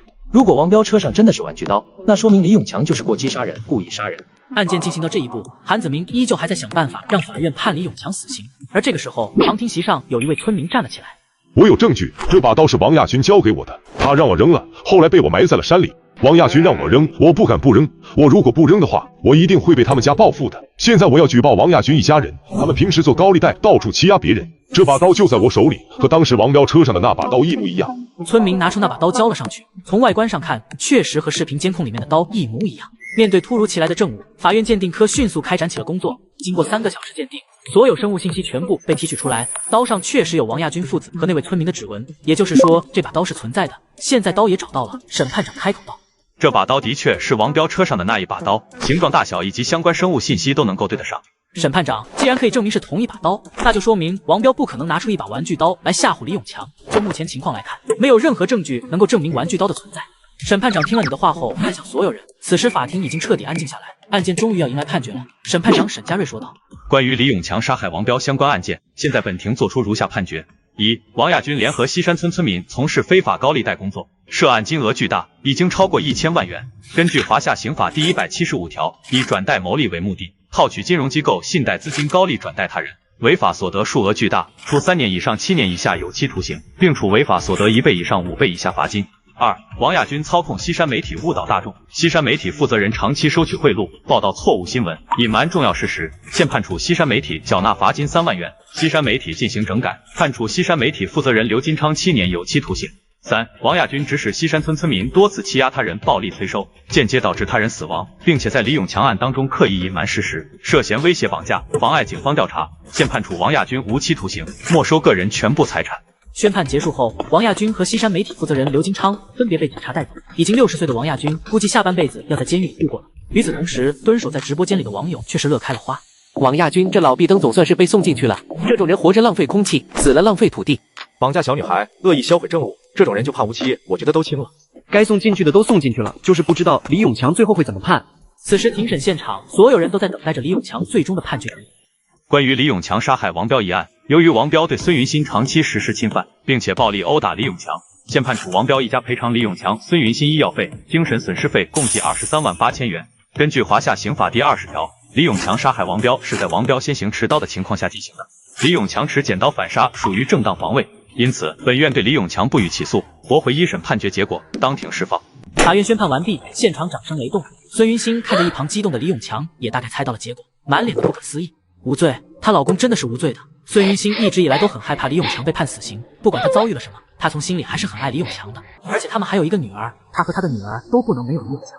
案子结束后，你悄悄离开了现场，独自走在街上时，大家都在疯狂讨论李永强这个案件。我雷个骚刚，李永强被判无罪，刘律师也太牛波一了吧！被告辩原告，还把原告给送进去了，你说这是实习律师的操作，打死我都不信。精英律师又怎么样？在法外狂徒面前根本不够看。王亚军下半辈子估计要在监狱里忏悔了。就这样，你回到了律所，恰巧在门口还遇到了李永强夫妇，又经过一番拉扯才回到办公室。刚进门，耳边就响起系统声：恭喜宿主胜诉官司，获得现金奖励15万元，15万元将会以合理合法的方式送到宿主手中。奖励宿主通天之眼，宿主可以洞察案件所有漏洞，甚至提取近100年来被删除的监控视频证据。这通天之眼确实不错，以后寻找线索能起到很大的作用。就是我这15万的奖励该怎么领取？总不能去买张彩票吧？你随手买了一张刮刮乐，竟直接中奖25万，围观群众一个个都惊掉了下巴，可你却一脸淡定地离开了彩票店。不久后，这件事情闹上了新闻。实习律师无偿帮聋哑人打官司，官司胜诉当天买刮刮乐喜提25万奖金。就在刚刚，李永强杀王彪一案判决，李永强正当防卫，无罪释放，一时间全网大火，所有人都认识了你，而你却对此一无所知。对完奖后，像往常一样回到家中，一开播，直播间瞬间涌进来上万人。怎么这么多人？难道我火了？紧接着礼物便开始飘屏，一个接着一个。感谢老板张三打赏的大火箭，张老板有什么法律上的问题，随时联系我。随着直播间人数疯狂上涨，一条金色的弹幕缓缓划过。没什么事，就是看刘律师做好人不留名，刻意来打赏一下。钱不多，但是刘律师的专业能力是真的强，以后有需要来找你。好的，张老板，我私信你了，有需要随时联系。你好，哪位？刘律师你好，我是方达律所的金牌律师高勇，我就开门见山直说了，我们主任很欣赏你，想邀请你加入我们律所，底薪150万，不知道你有没有兴趣？谢谢主任的好意，也很感谢方达律所能够看中我，但是我现在还是想先自己开律所。律所虽然小，但是比较自由。好的，这是我的电话，你如果改变主意了，随时联系我。好的，再见。电话刚一挂断，直播间弹幕就开始疯狂飘屏。不是吧，不是吧，100万年薪就这么拒绝了？听说方达律所可是全国数一数二的红圈律所，刘律师竟然拒绝了。好了，今天给大家直播普法，那就用一些通俗易懂的方式吧。大家先别刷礼物打断我。有这样一个案例，女同学甲和女同学乙闹婚，甲找一个大哥想去性侵乙，结果大哥认错了人，把甲给性侵了。你们说这个案子犯了什么罪？你刚说完，直播间满屏的问号，就连刚刚刷礼物的张三也在催你解答。快说快说，说出来我打赏礼物。这个案子甲是犯罪嫌疑人，甲找大哥想性侵，客观上是犯罪了，而大哥找错了人，属于对象认识错误，但也构成了强奸罪。如果甲报警的话，出于自首情节，同时自己也作为受害人，从人道主义和社会主义的角度考虑，不会追究刑事责任。但如果大哥成功性侵了你，那甲就应该以共犯为主。直播间的网友听后恍然大悟，更有甚者发弹幕表示甲就是小丑，而张三也是毫不吝啬的送出了一发大火箭。案例今天就分析到这里，接下来我们连线一下网友，看看你们有什么法律问题需要我解答。随后，一位名叫严桂珍的网友请求连麦，刚一接通，就听见对面传来急促的声音：“刘律师，有个案子，我想请你帮忙，10万火急。我儿子不久前被抓进去了，我到处找人，可却没有一点进展。”你心中一紧，知道这下又来案子，你慢慢说，别着急。我儿子叫蔡谦，今年28岁了，前段时间相亲遇到一个女的，两人谈了3个月恋爱，准备谈婚论嫁。那女的也收了30万彩礼，可最后却告我儿子强奸她。现在我儿子被警察抓进去了。那女还起诉要求我们赔偿精神损失费。所有人听后一脸懵，都要订婚了，怎么还被准媳妇儿给送进去了？具体是怎么回事？你把所有的细节都说一下，包括和这个女是怎么认识的，一步步讲清楚。事情是这样的，我儿子今年28岁了，家里想让他赶紧结婚，但是他一直遇不到合适的，所以我就找了一家相亲机构，叫做多鱼相亲，交了2万8的会员费。就在前段时间，多鱼相亲介绍了一个各方面条件都挺好的女生，叫做赵乐乐。赵乐乐身高168，体重90斤。长得也算漂亮，两人一见面，我儿子就喜欢上了她，她也对我儿子挺满意的，于是就确定了恋爱关系。2个人谈了3个月恋爱，在这3个月里，我们各方面观察下来，都觉得赵乐乐是个挺不错的女生，于是两家就准备一起协商一下订婚的事情。听到这里，网友们都觉得挺正常的，难不成真是这兄弟强迫人家做那种事？可严桂珍却是气愤地说道：“然后女方家就要30万彩礼，那可是30万彩礼啊！而且他们说陪嫁就1床被子，本来我不太同意，可我儿子太喜欢赵乐乐了。”最后实在没办法，我们只能硬着头皮答应下来，彩礼给了，5金钻戒也买了，什么都给安排的妥妥当当的。然后他们就说要去度蜜月，想玩一段时间再回来结婚。严桂珍说到这里，网友们差不多就懂了，看来是度蜜月的时候发生了什么事。继续说下去。然后我儿子就和赵乐乐去了乐山玩，去的第1天，我儿子就想和赵乐乐发生关系。按照我儿子的说法，赵乐乐半推半就，也没怎么拒绝，两人就在酒店发生了关系。事情发生后，赵乐乐找到我们家。严阿姨，你们家婚前买的房子能不能改成我的名字？最好再做一个婚前财产公证。你们刚订婚，还没结婚呢，现在就把房子改成你的名字，我们家不同意。事情发生3天后，赵乐乐突然报警，说我儿子强奸了他，然后警方就开始调查，果然在赵乐乐体内提取到了我儿子的生物组织，我儿子就这样被抓进去了。我没想到不把房子改成他名字，他就要报警抓走我儿子。最可恨的是我那傻儿子还被套话录音了，承认自己就是强奸。刘律师，求求你救救我儿子，多少钱都行。多久后开庭？5天后开庭，在我们古原市这边。这个案子我得去一下古原市，你把所有资料都给我，我详细看看，具体事项我们面谈吧。好的，刘律师，您订机票吧，我都给您报销。各位网友，大家也看到了，又有新案子，我得去准备一下。今天的直播就到这里，我先下播了。随后你直接关掉了直播，就在这时，系统的声音突然响起。系统任务发布，请宿主帮蔡谦打赢官司，并且送原告进去。任务完成，奖励现金20万，奖励宿主体质+3，宿主体质越好，生病的概率就会越低哦。近日，未婚妻状告准新郎强奸一案引发广泛社会关注。起因是一对小情侣订婚后外出旅游，期间两人发生关系，事后小仙女索要天降彩礼，并且要求孩子必须过户到她名下，男子母亲当场拒绝，结果小仙女反手报警说男子强奸她，甚至以强奸为由拒绝退还彩礼。男子母亲走投无路下，在直播间找到你寻求帮助，而你了解案件详情后，第一时间。刘律师，你终于来了，求求你救救我儿子吧！你先别着急，这个案子我得了解一下情况，先提前和你打好招呼，不一定能辩护成功。等看完卷宗和笔录，我还要再去找蔡谦问问细节。随后你们来到酒店，调取了监控录像。根据监控录像和酒店工作人员描述，赵乐乐确实在抗拒蔡千带他去酒店，加上蔡千亲口承认过自己强奸，并且警方也在赵乐乐体内提取到了蔡千的生物组织，这个案件胜诉的可能性基本为零。这个官司的确不好打，警方也是在证据确凿的情况下才把蔡千抓起来的。我再去法院和警察局了解一下情况。之后，你又来到法院和警察局查看卷宗和笔录，最后在和蔡千的聊天中，你发现一丝可疑的地方。赵乐乐在发生关系后，曾要求蔡千一家把婚房改成他的名字，蔡千母亲不同意，赵乐乐这才报警说蔡千强奸他，而这已经是事情发生后的第3天了。有了这一线索，你回到酒店，打开了系统，调取赵乐乐案件相关证据，随后系统罗列出来诸多证据，让你眼前一亮。根据宿主需求，现调取以下证据：1. 蔡千和赵乐乐在酒店的视频录像；2. 赵乐乐和其母亲赵一平在车上密谋的音频证据；3. 赵乐乐的日记；4. 赵乐乐长期骗婚的20个案子；5. 赵乐乐要求房产加他名字的证据；6. 赵乐乐的真实母亲是谁？这么多证据让你心里一惊，加上之前的了解，基本可以断定蔡千并非强奸，一切都是赵乐乐母女俩的一场阴谋。作为一名专业律师，你决定将他们母女俩都送进去。与此同时，严桂珍也在焦急地等着你回复。怎么样，刘律师，有消息了吗？这个案子可以接，我看了一下，这个案子的胜率是100%。虽然我们是被告，但我打算把赵乐乐和他妈都一起送进去。什么？我没听错吧？有什么问题吗？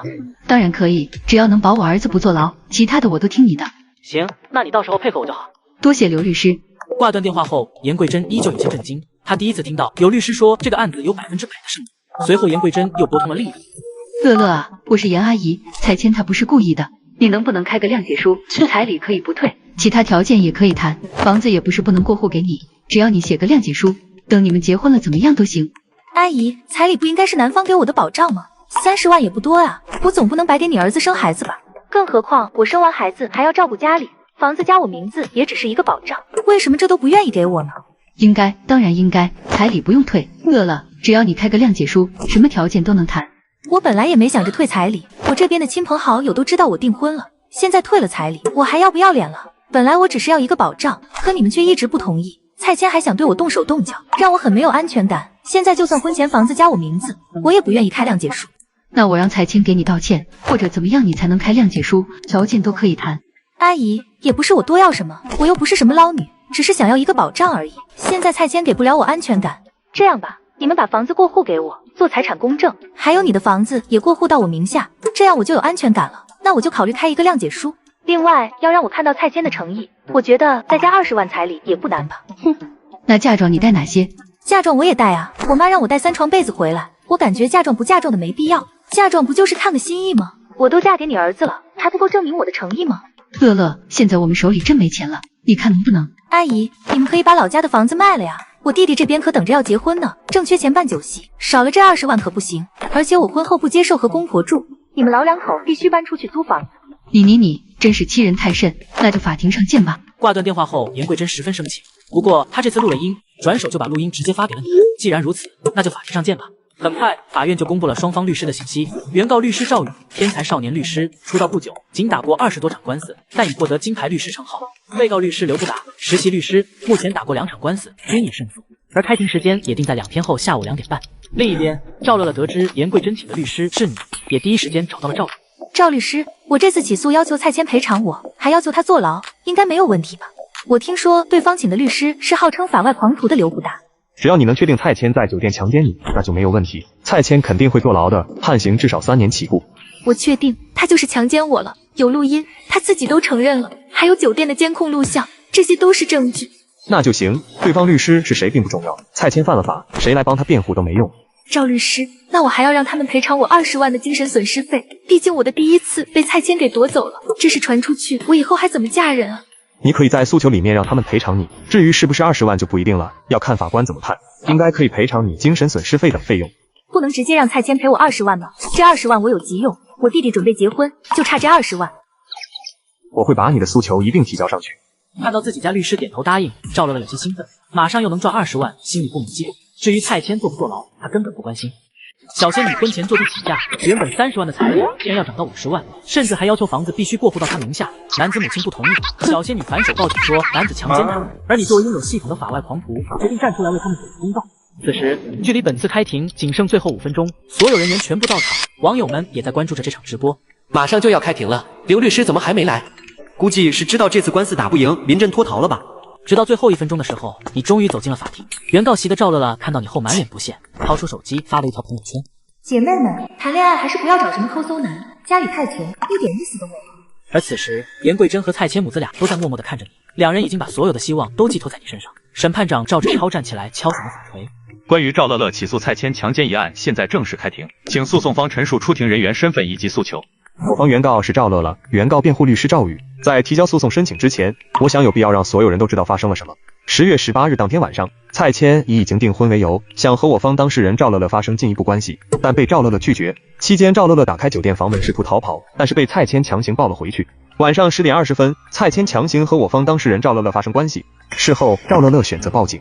在这起案件中，蔡千不尊重赵乐乐个人意愿，强行发生关系，导致赵乐乐受到非常大的精神伤害。所以，我方诉求如下：1. 蔡千强行发生关系，违背我方当事人个人意愿，犯强奸罪。根据华夏刑法第236条规定，以暴力、胁迫或者其他手段强奸妇女的，判处3年以上10年以下有期徒刑。请求法院判处蔡千10年有期徒刑。2. 赵乐乐受到了严重的精神损害，蔡千的行为让赵乐乐留下了终身难以磨灭的阴影，因此请求判处蔡千赔偿赵乐乐20万精神损失费。听到赵宇把诉讼请求说了一遍，赵乐乐此时心里乐开了花。20万，有了这20万，我就可以买最新款的驴牌包包了。我方还有以下证据可以证明蔡千对赵乐乐实施了侵犯。1. 根据医院检查报告，在我方当事人赵乐乐体内查验到了蔡千的 DNA。2. 赵乐乐的母亲赵玉萍提交的录音，录音表明蔡千的确已经承认了他当晚的行为。3. 警方已经调取当时的监控录像，监控录像显示赵乐乐在晚上10点12分试图逃跑，但被蔡千强行抱了回去，人证物证俱在，请审判长主持公道，维护我方当事人正当权益。赵宇说完后便把证据提交了上去，在他看来，这个案子证据链完整，不管对方律师怎么辩护，都改变不了结果。而蔡千最少也是3年起步。医院检查报告是真的，录音和监控录像也是真实的。很快，法庭上响起了蔡千承认强奸的录音。蔡千，你这错了吗？阿姨，我真的知道错了，我不应该一时冲动。你在10月18日晚上10点多，对我女儿赵乐乐实施了侵犯，对吧？是的，阿姨，对不起，我该死。当这长达1分钟的录音公布时，网友们都是有些无奈。这大兄弟对面明显在套你话，你怎么就答应了？有这个录音在，法外狂徒也保不住你了。有了这录音，就算去警察局也说不清了。蔡千是真的惨，被套话还被录音了。下头男必须送进去，就算人家赵乐乐和你订婚了，你就可以强奸人家了吗？一时间，网友众说纷纭，很多小仙女都纷纷表示支持赵乐乐。而庭审现场，赵宇又继续开口道：不仅如此，还有一段监控录像，更加能证明蔡千就是在强奸赵乐乐。根据酒店走廊的监控录像显示，赵乐乐从房间里跑出来，蔡千也从后面追了出来，然后就把赵乐乐给抱了回去。抱的时候，赵乐乐还在反抗，监控录像到这里就结束了。这个视频可以明显看到，蔡千完全不顾赵乐乐的感受，强行违反赵乐乐的意愿，所以证据确凿，请求法院给蔡千判刑。审判长，我的陈述完毕。赵宇说完后，现场所有人倒吸一口凉气，有了3个证据，直接就把这个案子盖棺定论了。蔡千则是低下了头，严桂珍也是脸色苍白。审判长赵志超看向你说道：被告律师有何辩驳？审判长，我方可以说明一些新的诉求吗？哪怕蔡千是犯罪嫌疑人，现在也享有人的基本权利。可以的，请被告律师陈述。我方的诉讼申请非常简单。第一，我认为我方当事人蔡千并没有任何强奸行为，也没有犯罪，所以请求立刻释放蔡千。第二，蔡千和赵乐乐只是订婚，并没有领结婚证，请求赵乐乐必须无条件退还3金，退还30万彩礼。第三，我认为赵乐乐和其母亲赵一平存在敲诈勒索，根据刑法第330条，请求法院判处赵乐乐无期徒刑。话音刚落，审判长和审判员都傻眼了，现场也陷入了死寂，所有人都觉得你疯了，而你又继续开口道：我还有第4条诉求，赵乐乐对蔡千诬告造谣，严重影响了蔡千的个人生活，要求赵乐乐赔偿蔡千30万精神损失费。我的陈述完毕。此时，原告席上的赵乐乐突然站起来喊道：不是，到底谁才是原告？我都和蔡千订婚了，给我彩礼和3金不是应该的吗？再说了，彩礼是我凭本事收的，为什么要退？法庭是个非常严肃的地方，赵乐乐觉得你就是来搞笑的。而这个时候，赵宇举手了。原告律师可以发言。我认为被告辩护律师说的4点诉求都是无稽之谈，法庭是神圣的。如果被告辩护律师拿不出相应的证据，请求驱逐被告辩护律师，以免干扰司法程序的正常运行。原告辩护律师认为我哪一点是无稽之谈，又是哪一点在干扰司法程序的正常运行？你说蔡千没有任何犯罪行为，现在有 DNA 检测报告，还有酒店监控录像，你作何解释？ DNA 检测报告只能说明2人发生过关系，不一定能证明是强奸。如果我认为你没有妈妈，请问你就真的没有妈妈吗？审判长，我怀疑被告律师涉嫌对我进行人身攻击，干扰司法程序正常运行，请求让被告辩护律师立刻离场。普通酒店只有走廊与监控，而这家酒店却在房间装了针孔摄像头。对此一无所知的小情侣来到房间后，便开始了促膝长谈。没过一会儿，小仙女就气鼓鼓的夺门而出，男子紧随其后追了上去。而视频到这里还没有结束，接下来的内容将震碎你的三观，同时也将成为本次案件的转折点。此时庭审现场，审判长赵志超敲响了法锤，请被告辩护律师进行合理合法的诉求和讨论。本法庭禁止进行人身攻击，警告被告律师一次。审判长说完后，你点点头，而一旁的赵宇则是黑着脸开口道：既然刘律师这么坚持，那我就反驳一下你刚刚的观点。首先，赵乐乐体内有蔡谦的 DNA， 说明两人发生过关系。其次，赵乐乐报警说是强奸，说明蔡谦当时违反了赵乐乐的个人意愿，所以蔡谦本身的行为就是犯罪，不可能无罪。两个人发生过关系不假，但这是在订婚之后。如果真是强奸，赵乐乐为什么不当场报警，而是选择在3天之后才报警？在这期间，赵乐乐还要求蔡谦将婚前购买的房子改成他的名字，明显就是故意引诱蔡谦发生关系，然后霸占房产不成，所以报警威胁。听到这里，赵乐乐明显急了，指着你开口喊道：因为我想给蔡谦一个改过自新的机会，如果他认错的话，我也就不会报警了。毕竟我的第一次被他强行拿走，我只是想让他道歉，结果他就不道歉。更可气的是，我发现他居然还和别的女人暧昧不清。此时坐在被告席的蔡谦突然站起来：你还敢说是第一次，还说我和别的女生暧昧不清，你有证据吗？我忘记留证据了，反正你就是出轨了。两人直接在法庭上针锋相对。审判长赵志超这时又敲响了法锤：肃静！如果原告和被告在没有经过同意就发言，法庭会直接带你们下去。现在请原告律师发言。审判长，被告律师说的这些都是猜测，并没有实际证据。不管赵乐乐多少天后报警都是强奸，而且我方有录音，蔡谦亲口承认他对赵乐乐实施了侵犯，我认为这个案子就可以定性了。被告律师有何辩驳？这个录音我听过了，明显就是赵一平在引导蔡谦承认犯罪。在录音里面，赵一平一直反复让蔡谦承认是强奸，而且录音的时间只有1分钟，但全程录音应该不止1分钟吧？对录音内容进行剪辑，而且刻意引导，我认为这个录音证据是无效的。说到这里停了下来，目光看向审判长赵志超。审判长，我请求让蔡谦发言，我想让蔡谦告诉大众，当初赵一平和赵乐乐一家的原话是怎么说的。批准被告蔡谦陈述发言。事情是这样的，当时发生关系后，赵乐乐突然就生气了，然后摔门而去。我追上去哄赵乐乐，结果赵一平就说：小蔡啊，只要你承认错误，乐乐就不会生气了，反正你们俩迟早都要结婚的。在车上大概聊了1个小时，我都迷糊了。赵一平反复给我闲闹，说只要我认错就什么事情都没有，说什么女孩子就是要哄的。最后我也不知道怎么回事，稀里糊涂的就答应了。实际上我根本没有强奸赵乐乐，赵乐乐也不是第一次，他当时还很配合我。我的发言完毕。蔡谦的发言只是基于个人观点，我认为不具备法律效力。就算录音证据无效，那这个酒店监控怎么解释？从监控视频可以看出，赵乐乐明显在挣扎反抗。综合 DNA 检测报告，可以断定蔡谦就是对赵乐乐实施了强奸。赵乐乐在一旁点点头，对自己律师的表现很是满意。下一秒，你从口袋里掏出一个 U 盘。审判长，我有证据。看到你拿出 U 盘，全场的目光都集中在你身上。很多网友还记得之前的2场官司，每次你拿出 U 盘就代表了放大招了。请被告律师提交证据。随后，你把证据提交了上去。在法院检验证据的间隙，你继续说道：如何判断是强奸行为，还是要看女方身上是否有明显的挣扎痕迹，不是光凭着一张嘴就能说清楚。如果一个人去夜店艳遇，事后女方不满意，反手报警说对方强奸，这符合法律上对强奸的定义吗？况且这个案子还是赵乐乐在事发3天后才报的警，所以案件本身就存在疑点，并不能因为赵乐乐一个人说的话就断定蔡谦是强奸。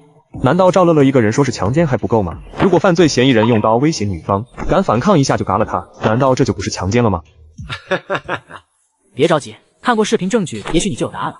很快，法庭便批准播放你提交的视频证据。这是一段酒店房间内的监控录像，是藏在房间里的针孔摄像头拍下来的画面。画面中，一男一女走进房间，两人坐在床边，然后便响起了蔡谦和赵乐乐的声音：乐乐，我们都订婚了，你看可不可以？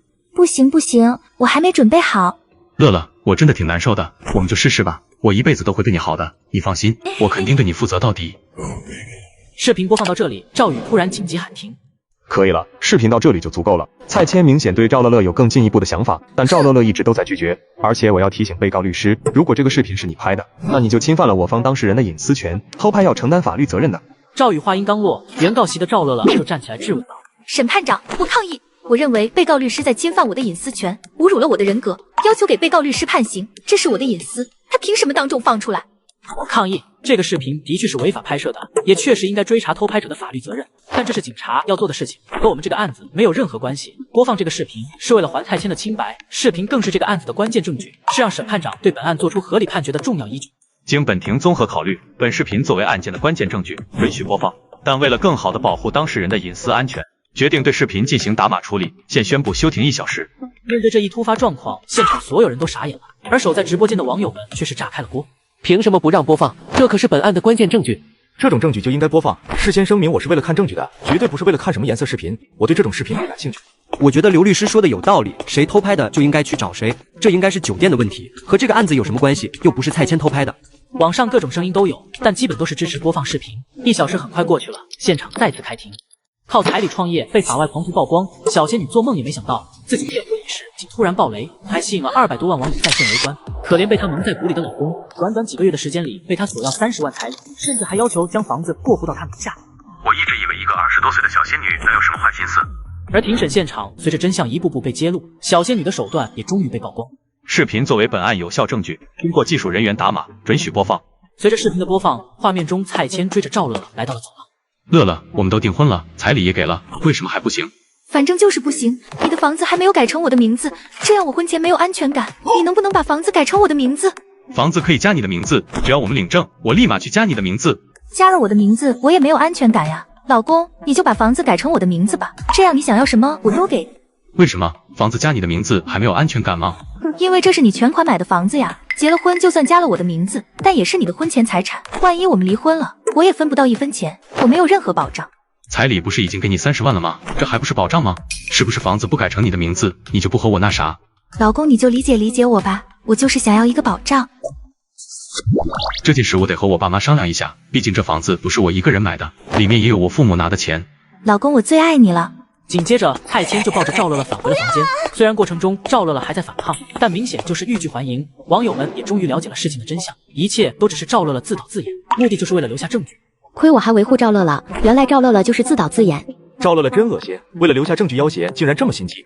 蔡谦这大兄弟一看就是好人，这要是都被判刑，我是真不服。事情发展到这一步，基本已经真相大白。被告席上，严桂珍看完视频全过程，终于可以证明她儿子是无罪的，一时间激动的流下眼泪。而这个时候，赵乐乐开口道：“我没有故意引诱他，我就是想要一个保障，我根本没想和他那啥，没想到他真就来了。何况过程中我还一直拒绝，结果蔡谦不顾及我的感受，这难道不是强奸吗？”赵乐乐明显慌了，而赵宇看到这里也沉默下来。他没想到赵乐乐给他挖了这么大一个坑，这些事之前赵乐乐从来没和他说过，可事已至此，他也只能硬着头皮说道。赵乐乐说的没错，如果他真的是中途拒绝蔡谦，可蔡谦还一直不顾及赵乐乐的感受的话，也符合对强奸罪的标准。如果赵乐乐是中途不同意，应该有证据来表明，或者是身上有明显反抗挣扎的迹象。显然这些迹象都没有，法庭上要讲究证据，而赵乐乐并没有任何证据表明是中途拒绝。听到你说的这些，赵乐乐哑口无言，把求助的目光投向赵宇，可赵宇却假装没看见。他能站在这里继续帮赵乐乐辩护，已经是因为他的职业素养了。赵宇律师，你不是说一定帮我把蔡谦弄进监狱的吗？你不能白收我那么多钱啊！蔡谦就是强奸，这个视频肯定有问题。听到赵乐乐这个脑残这么说，赵宇当场就想跑路。他虽然是金牌律师，却也知道很厉害。这么发展下去，赵乐乐估计马上就要被送进去了。就算自己进不了监狱，可这场官司毕竟是全网直播，把名声搞臭了，以后还怎么接单打官司？那啥，我老婆要生了，这场官司我申请离场。赵女士，你的律师诉讼费我都会退还给你。这场官司我没办法帮你辩护了，你找其他律师吧。赵宇说完后便直接离场，留下众人一脸懵逼。而你也没想到，这还没开始发力，原告律师就直接跑路了。审判长，我申请撤诉，不起诉蔡谦了，这件事就算了，我累了，想回去休息。赵乐乐刚准备起身离开，几个警察便围住了赵乐乐，不让其离开。现在本案还没有结束，原告不能无理由离开庭审现场，请被告辩护律师陈述。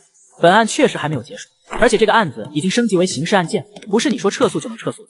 行，那就宣判吧，反正最多也就判蔡谦无罪，你们赶紧判完，我就可以回家休息了。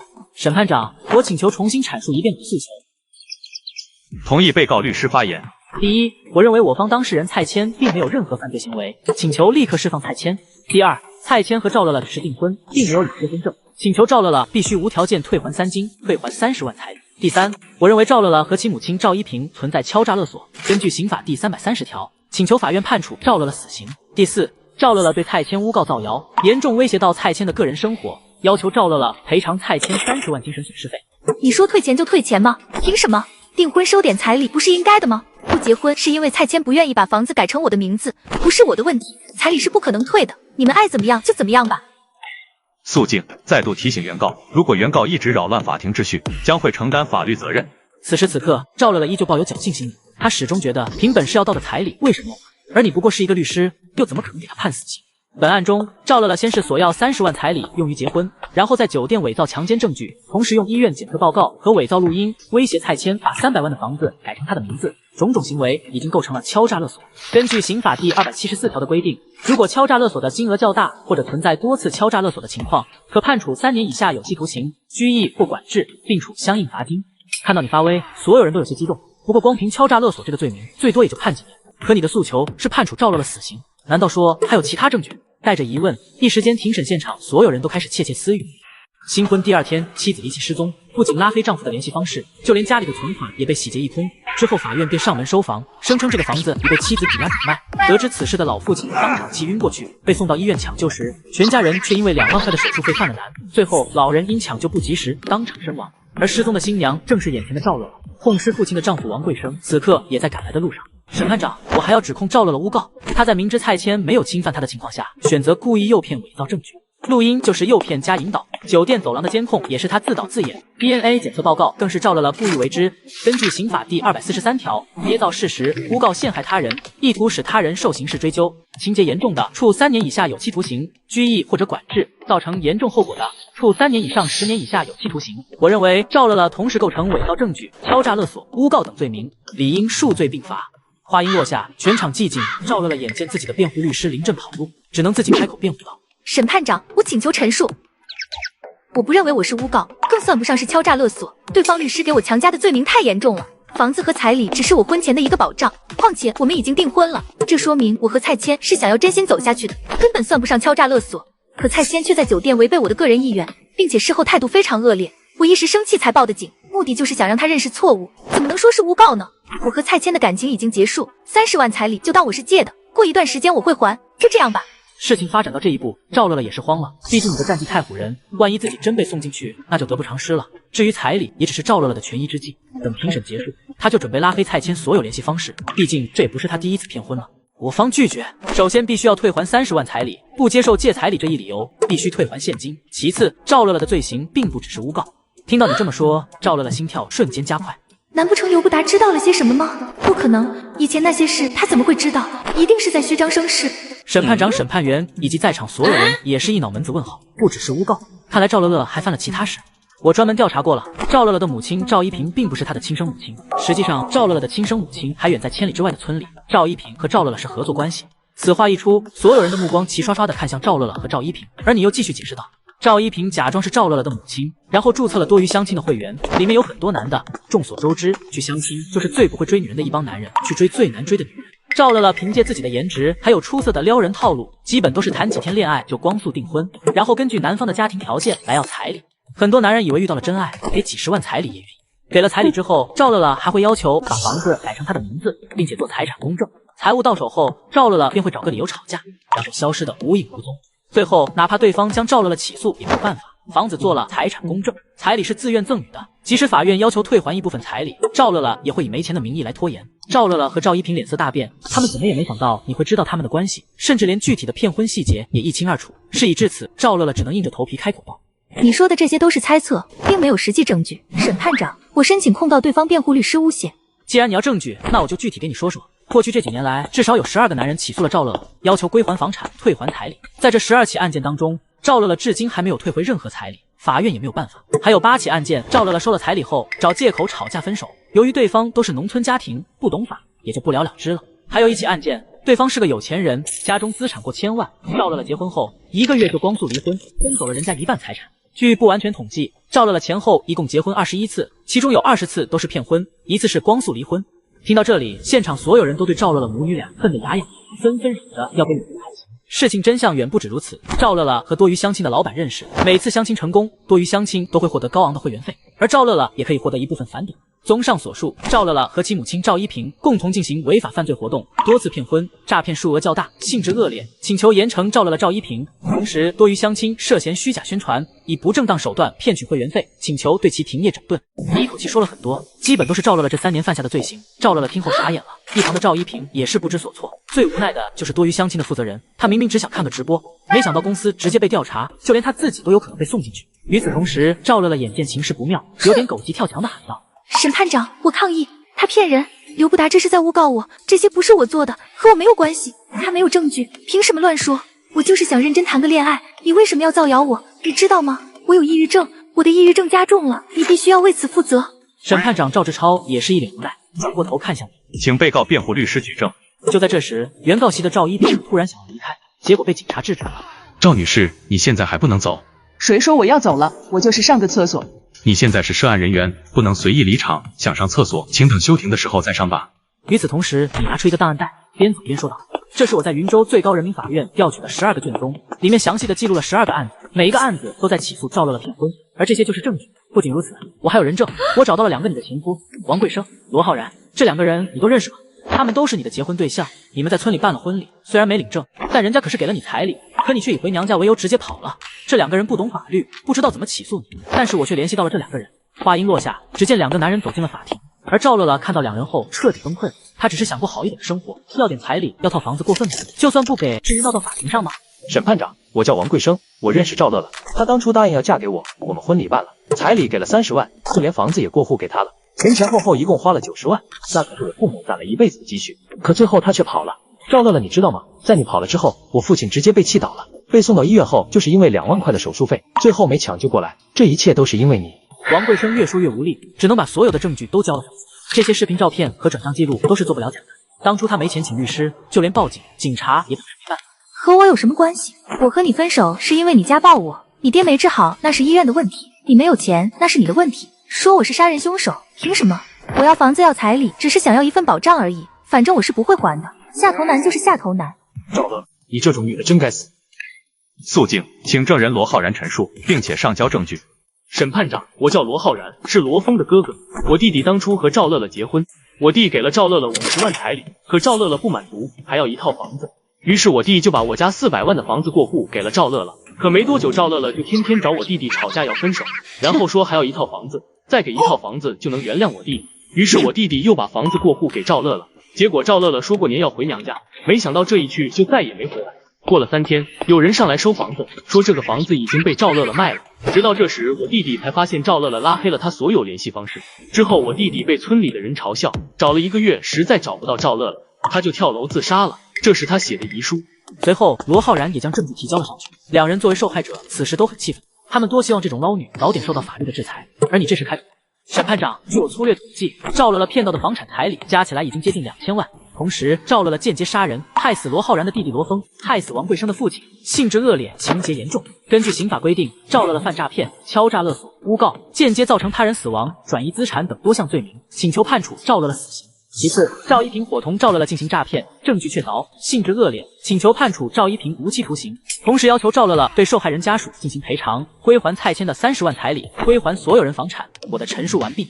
男孩身患白血病，父亲本想放弃治疗，可母亲却坚持要为其医治，会筹集天价手术费。女子联合小仙女四处骗婚。你就引导蔡谦，让他承认侵犯我就行。有了这个证据，我就能要挟他们把房子过户给我。要是他们不愿意，那就给我300万，不然我就报警告他强奸。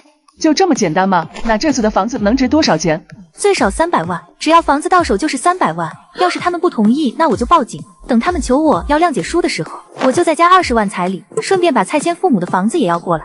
不错不错，等我好消息吧。当这段由行车记录仪拍下的画面出现在法庭时，赵一平彻底傻眼了。审判长，我请求发言。同意发言，请陈述。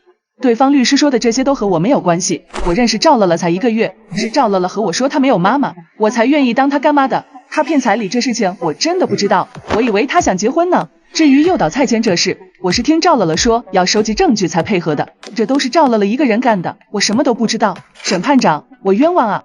听着赵一平的狡辩，你不紧不慢地往前走了2步，继续开口道：审判长，我专门请警方调查过赵乐乐和赵一平的个人账户，2人在经济上的往来已经持续了至少3年。赵一平很早就认识赵乐乐，赵乐乐每次骗婚成功后都会给赵一平转一笔可观的费用，交易金额都超过了3万元。事情发展到这一步，是赵一平万万没有想到的。此刻他脸色苍白，浑身发软，口中喃喃地说道：不，和我没关系，和我没关系。行车记录仪和交易流水就摆在你面前，铁证如山。如果你坦白交代，也许还能从轻处罚。从轻处罚几个字落入赵一平耳中时，看得出他内心也在挣扎，可观看直播的网友们却是坐不住了。赵一平这还嘴硬呢，行车记录仪都拿出来了，必须严惩这种人，不然以后谁还敢结婚啊？别说了，搞得我都不敢结婚了。不过貌似我现在连个女朋友还没有呢，双重打击啊！如果你单身又喜欢玩，试试左下角这个，可以邂逅清纯校花、高冷御姐、纯欲女神、魅力主播等各类美女，还能培养她们成为你的专属女友。根据不同类型女友，还会触发不同的恋爱体验。左下角入口限时开放，赶紧试试吧。而此时的庭审现场，赵一平在经历一番思想斗争后，终于缓缓开口道：“我3年前就认识了赵乐乐，他让我假装他妈妈，然后就开始全国骗彩礼，每次成功一个就给我3万，骗到房子再给我加7万。我知道的就这些，很多时候我只是假装赵乐乐的妈妈，他带着男方来见我，我只要说要多少彩礼就行，其他的我都没有参与，我就是身份扮演。”说到这里，赵一平也是泣不成声，不停地流着眼泪。我也是被逼无奈，我儿子4年前得了白血病，他1个月要吃5万的药，为了给我儿子治疗，我们家车卖了，房子也抵押了，而且我老公还说让我放弃治疗，我不同意，我老公就和我离婚，我不想放弃，不然我儿子就没有活路了，所以赵乐乐找到我时，我才答应和他一起骗婚，但是杀人这事情我真的不知道，我没想到这样会害死别人，我认罪，什么罪我都认。审判长，我只求你们能救救我儿子。可怜之人必有可恨之处，即使赵一平再怎么忏悔，但法律是无情的。作为一名律师，你也只能做好本职工作。赵乐乐，你现在可以做最后的陈述了。我要陈述什么？这个案子我不是已经撤诉了吗？彩礼我是不会还给蔡谦的，毕竟那是我自己凭本事拿的，而且他对我什么都做了，要30万彩礼过分吗？此话一出，现场议论纷纷。审判长赵志超见状，赶忙敲响法锤。既然原告不需要做最后的陈述，那本庭宣布休庭30分钟，之后将会对本案作出判决。审判长刚说完，赵乐乐就头也不回地转身离开。来到休息室后，赵乐乐拿出手机给自己新调到的富二代打去电话。哥哥，我仔细考虑了一下，我觉得我们可以试着交往一下。你想和我谈恋爱？我看还是算了吧，我怕你反手告我强奸，然后分走我家财产。你这种女的赶紧滚吧。我怎么会告你强奸呢？哥哥，我是真的想和你谈恋爱，怎么会想着分财产呢？房子不用加我名字，只要能和你在一起就可以。你当我不看直播吗？你的嘴脸我可是看得清清楚楚，给我有多远滚多远。说完，对方就挂断了电话，留下赵乐乐一脸懵逼。30分钟很快过去了，现场再次开庭。我抗议，我投诉，我认为法庭直播侵犯了我的隐私权，以后我谈不到恋爱，你们谁负责呀？没经过我同意就全网直播，我要求赔偿我100万。肃静，赵乐乐，如果你继续扰乱法庭秩序，将会从重追究你的责任。这也叫扰乱法庭秩序吗？我是在维护我的合法权益，你以为我怕你审判长啊？有本事你抓我啊！对于赵乐乐这种无知行为，赵志超虽然没有开口回应，但也是怒火中烧。现在宣布对本案的判决：第一，原告赵乐乐起诉蔡谦强奸一案，经本院审理认为蔡谦不存在犯罪行为，本院宣布蔡谦无罪释放。第二，赵乐乐和蔡谦没有婚姻关系，但蔡谦给了赵乐乐30万彩礼，赵乐乐需在本案结束后3日内无条件归还。第三，赵乐乐涉嫌伪造证据，威胁蔡谦将房产过户给自己，已构成敲诈勒索和诬告，情节严重，并且对蔡谦的生活造成了严重影响。同时，赵乐乐长期骗婚，谋取他人财物，已经构成骗婚罪，并且骗婚期间间接导致他人死亡。根据刑法第330条、第221条、第360条规定，赵乐乐犯下骗婚罪、诬告、诈骗、敲诈勒索，间接导致他人死亡，过失致人死亡，数罪并罚。现本院判决赵乐乐死刑，剥夺政治权利终身。赵一平伙同赵乐乐进行敲诈勒索、伪造证据，后果严重，诈骗金额超过2000万元，数罪并罚。但考虑到认罪态度良好，从轻处罚，判处赵一平有期徒刑16年。本案判决完毕。宣判结束，蔡谦母子俩激动地站起来，向投来感激的目光。而另一边的赵乐乐则是满脸的不可置信，他明明才是原告，怎么还被判了死刑？看到身后的赵一平被警察带走，赵乐乐又大声喊道：“我不认罪，都是他教唆我的，和我没关系，凭什么判我死刑？要我归还彩礼，想都别想，反正我现在1分钱都没有，钱我都花完了，让我还钱，做梦！我要投诉你们，我要2审。”吵闹声中，几个法警走上前将赵乐乐稳住。不多时，赵乐乐便被带走。临走时，嘴里还不停地嘟囔：“下头男都该死！我要请律师，我要2审。”小仙女爱上社会小黄毛，父亲劝阻无果，还险些被黄毛殴打致死。而这个时候，宝贝女儿却在一旁冷眼旁观，甚至扬言要和父亲断绝关系。不久后，小仙女奉子成婚。怀孕期间，小黄毛性情大变，不仅当着小仙女的面将小三带回家，甚至开始对小仙女展开无差别家暴，最后小孩也在家暴中流产。至此，小仙女对爱情走上骗婚这条不归路。都是因为蔡谦，要不是他，我就不会坐牢，更不会被判死刑。犯人编号03438，有人来探视。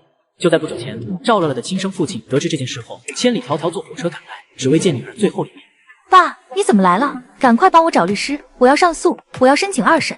乐乐，你糊涂啊！当初你要是听我的话，也不至于到这一步。爸，只要这次官司打赢了，我一定重新做人。你赶快帮我找律师。来之前我就联系了好几家律所，人家都不愿意接手这个案子。我这次来就是为了见你最后一面。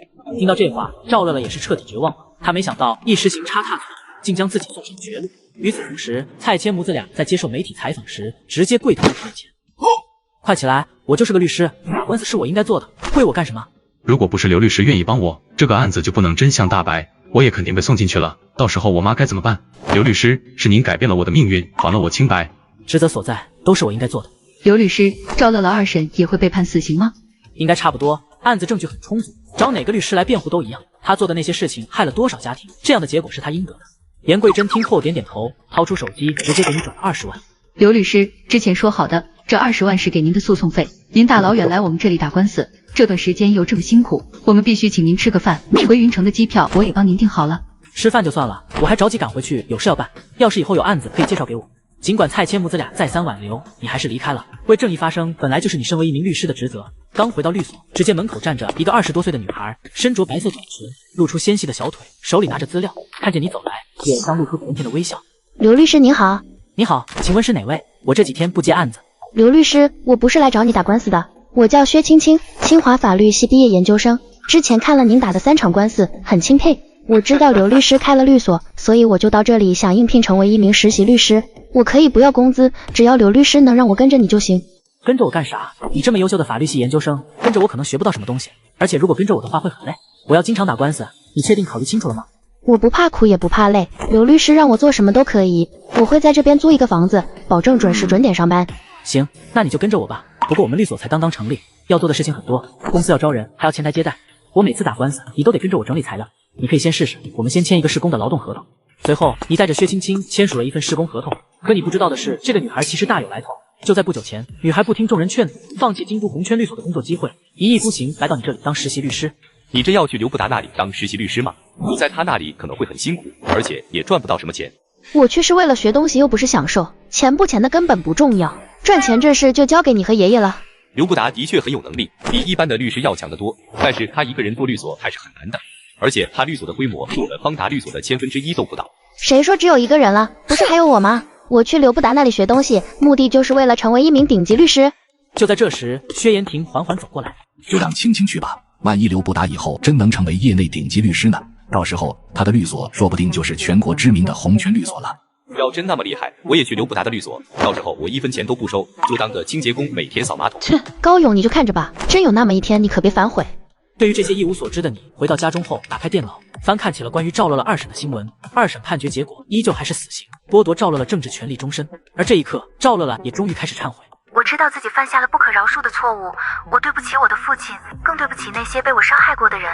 你们的钱我是还不了了，那些钱都被我挥霍完了，在此我只能和你们说一句抱歉。另外，对于我的父亲，我想说2句。爸，对不起，当初我不该不听你的话，我真的很后悔。如果有来生我还做你的女儿，到时候我一定好好孝顺你。看着视频中赵乐乐声泪俱下，你也是无奈的叹了口气。早知如此，何必当初？一切为时已晚。就在这时，你的手机突然响起来。你好，请问是哪位？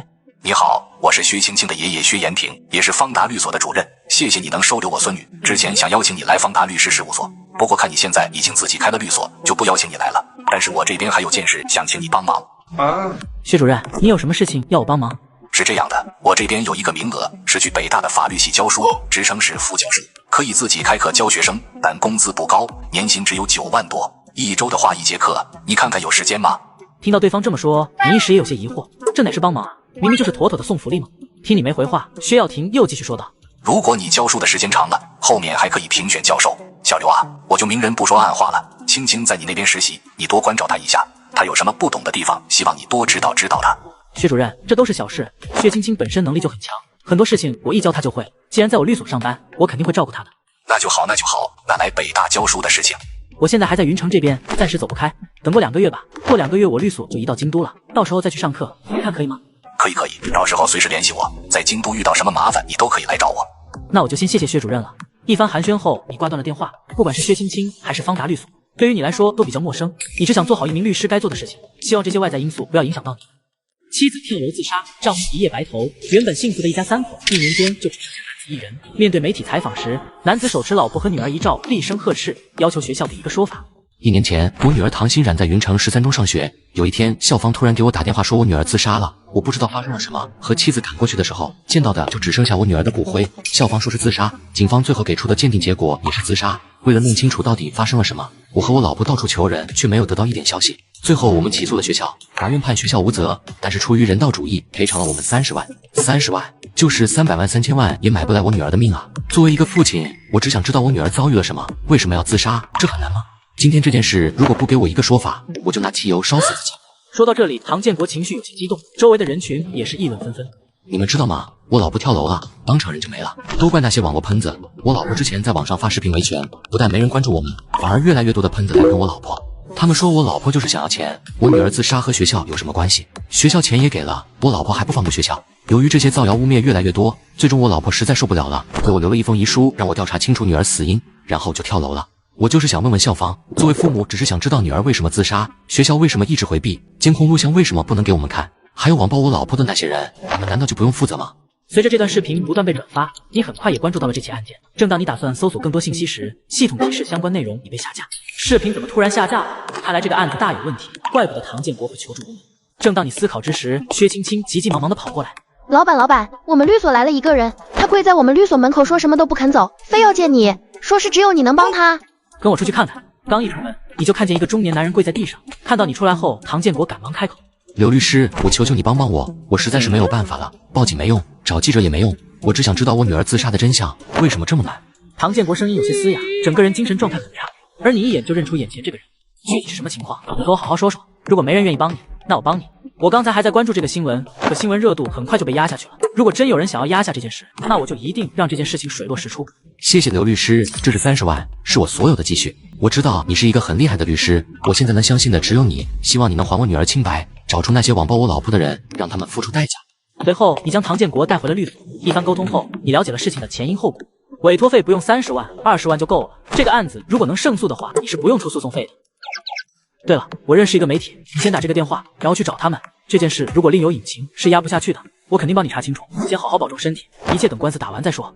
多谢刘律师，这30万你拿着，不管这个官司最后怎么样，钱对于我来说已经没有用了，我先走了。要是有什么进展，随时联系我。说完这些，唐建国便一个人默默离开。看着这个中年男人落寞的背影，你心里一时五味杂陈。这时一旁的薛青青开口道：老板，这个案子不好打，唐小秋已经确认是自杀，关键是网暴也不用承担什么责任，最多也就赔礼道歉。最难的还是唐欣冉的这个案子，1年前的案子，时间跨度太大，调查取证估计会很难。有难度的案子我才接，身为一名律师就应该去做应该做的事情。如果唐欣冉的死亡另有隐情，那我调查这个案子就很有必要，毕竟我当律师的初心就不单纯是为了赚钱。好的老板，那我也去准备一下。说完，薛青青便直接离开。当初她选择加入你的律所，是因为你出色的个人能力，如今更是被你的人格魅力所折服。薛青青离开后，你直接进入系统空间，调取唐小秋、唐欣冉案件相关证据。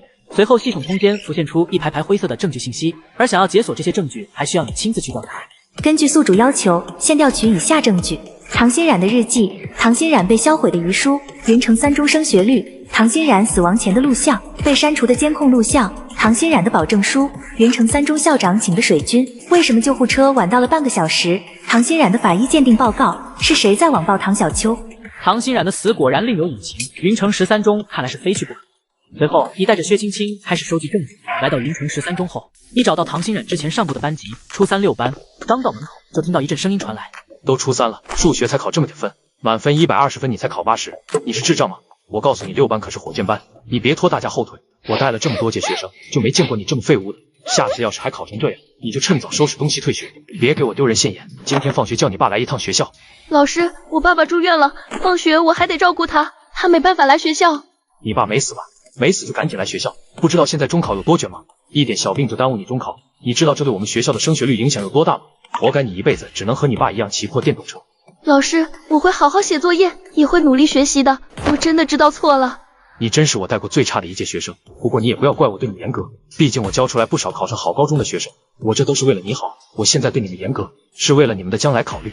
严凯龙骂完之后，又开始一顿洗脑，你和薛青青在一旁都看傻了。这就是当初教唐欣冉的那个老师吗？这种师德也配当老师？都录下来了吗？这么精彩的画面，1秒钟都没落下。等学生走后，你走到严凯龙跟前，身后的薛青青也拿着手机一直录着。你好，我是唐建国的律师，这次特地来调查一下唐欣冉1年前自杀的事件。什么律师？我不管你们是谁，赶快走！1年前发生的事情我不知道，法院都判了。你们不服的话去找法院，别在这里影响我的学生。严凯生说完就直接转身离开，随后你又找了教导主任和校长，结果也都一样，所有人都对唐欣冉的事避口不提。1天的时间，你基本都在吃闭门羹。与此同时，唐建国找到你提供的媒体，把事情彻底曝光了出去，不少学生家长纷纷站出来向校方讨要说法。元城13中的校长给我出来，我就想知道唐欣冉为什么会自杀。既然这件事和学校没有关系，那为什么不给看监控录像？为什么连尸体都不让人家父母看到？一个活生生的小姑娘就在学校没了，谁知道她遭遇了什么？我要是唐欣冉的爸妈，估计也得疯，连女儿最后一面都没见到，太可怜了。而且学校有什么权利把唐欣冉直接送到殡仪馆？这其中肯定有猫腻。就没见过这么恶心的案子，肯定有隐情，必须调查。就是不知道是哪个律师在负责这个案子。随着这个案子的热度不断攀升，各大媒体都在争相报道，所有网友都在帮唐建国发声，讨要一个说法。9年义务教育，10年寒窗苦读，少年好不容易考上重点中学，可却因为生病无奈休学半年。校长为保证升学率，私下勒令学生主动退学。母亲得知消息后，会在校长面前请求给孩子一次留级的机会。校长想都没想，当场拒绝，甚至在全校大会上公开羞辱少年的成绩。最终，少年不堪重压，在花一样的年纪选择结束了自己的生命。此消息一经曝光，加上之前唐欣冉案的热度，一时间网上对云城13中骂声一片。校方迫于压力，只能公开发表声明。关于近期唐欣冉跳楼自杀一事，在网上愈演愈烈，有无关人等在进行造谣抹黑，请大家认准官方消息。唐欣冉在去年10月份跳楼自杀，我们对此深表遗憾和痛心。学校是为了给社会输送人才，唐欣冉是一个很好的学生，却不知道为什么选择了自杀。我们在发现唐欣冉死亡后，立马拨打了120，可惜已经无力回天。无奈之下送走了一个初3的学生。本校作为全市重点中学，每年的升学率都在100%，作为模范中学，我们对每一个学生的关心都是非常到位的。我们不仅关注学生的成绩，更加关注学生的身心健康。澄清声明一出，不少媒体都称赞云城13中升学率很高，云城13中的环境也很好，整体舆论风向都导向了学校。而你这段时间则是一直都在收集证据，你相信事实胜于雄辩，法律会给出答案。不知不觉5天过去了，这么长时间的忙碌，你终于将事情真相还原出来了。老板，这些人就应该坐牢，他们太过分了。这是起诉的材料，你整理一下，整理好了和我说，我们去法院提交诉讼书。老板，我们要起诉这么多人吗？没错，法律不会放过每一个有罪的人。好的，老板真帅。薛青青在看过你的起诉材料后，也是一脸震惊。作为原告，这次起诉的人数居然高达17人。与此同时，诉讼书也第一时间送到了云城13中的校长办公室。这次起诉我的人是唐建国，刘不达是原告律师，就是之前打了3场官司，把审判长和律师都送进去的那个。看着手里的诉讼书，校长孟德虎也没想到，这次对方起诉的对象不只是自己，还包括教导主任康贵忠和班主任严凯龙。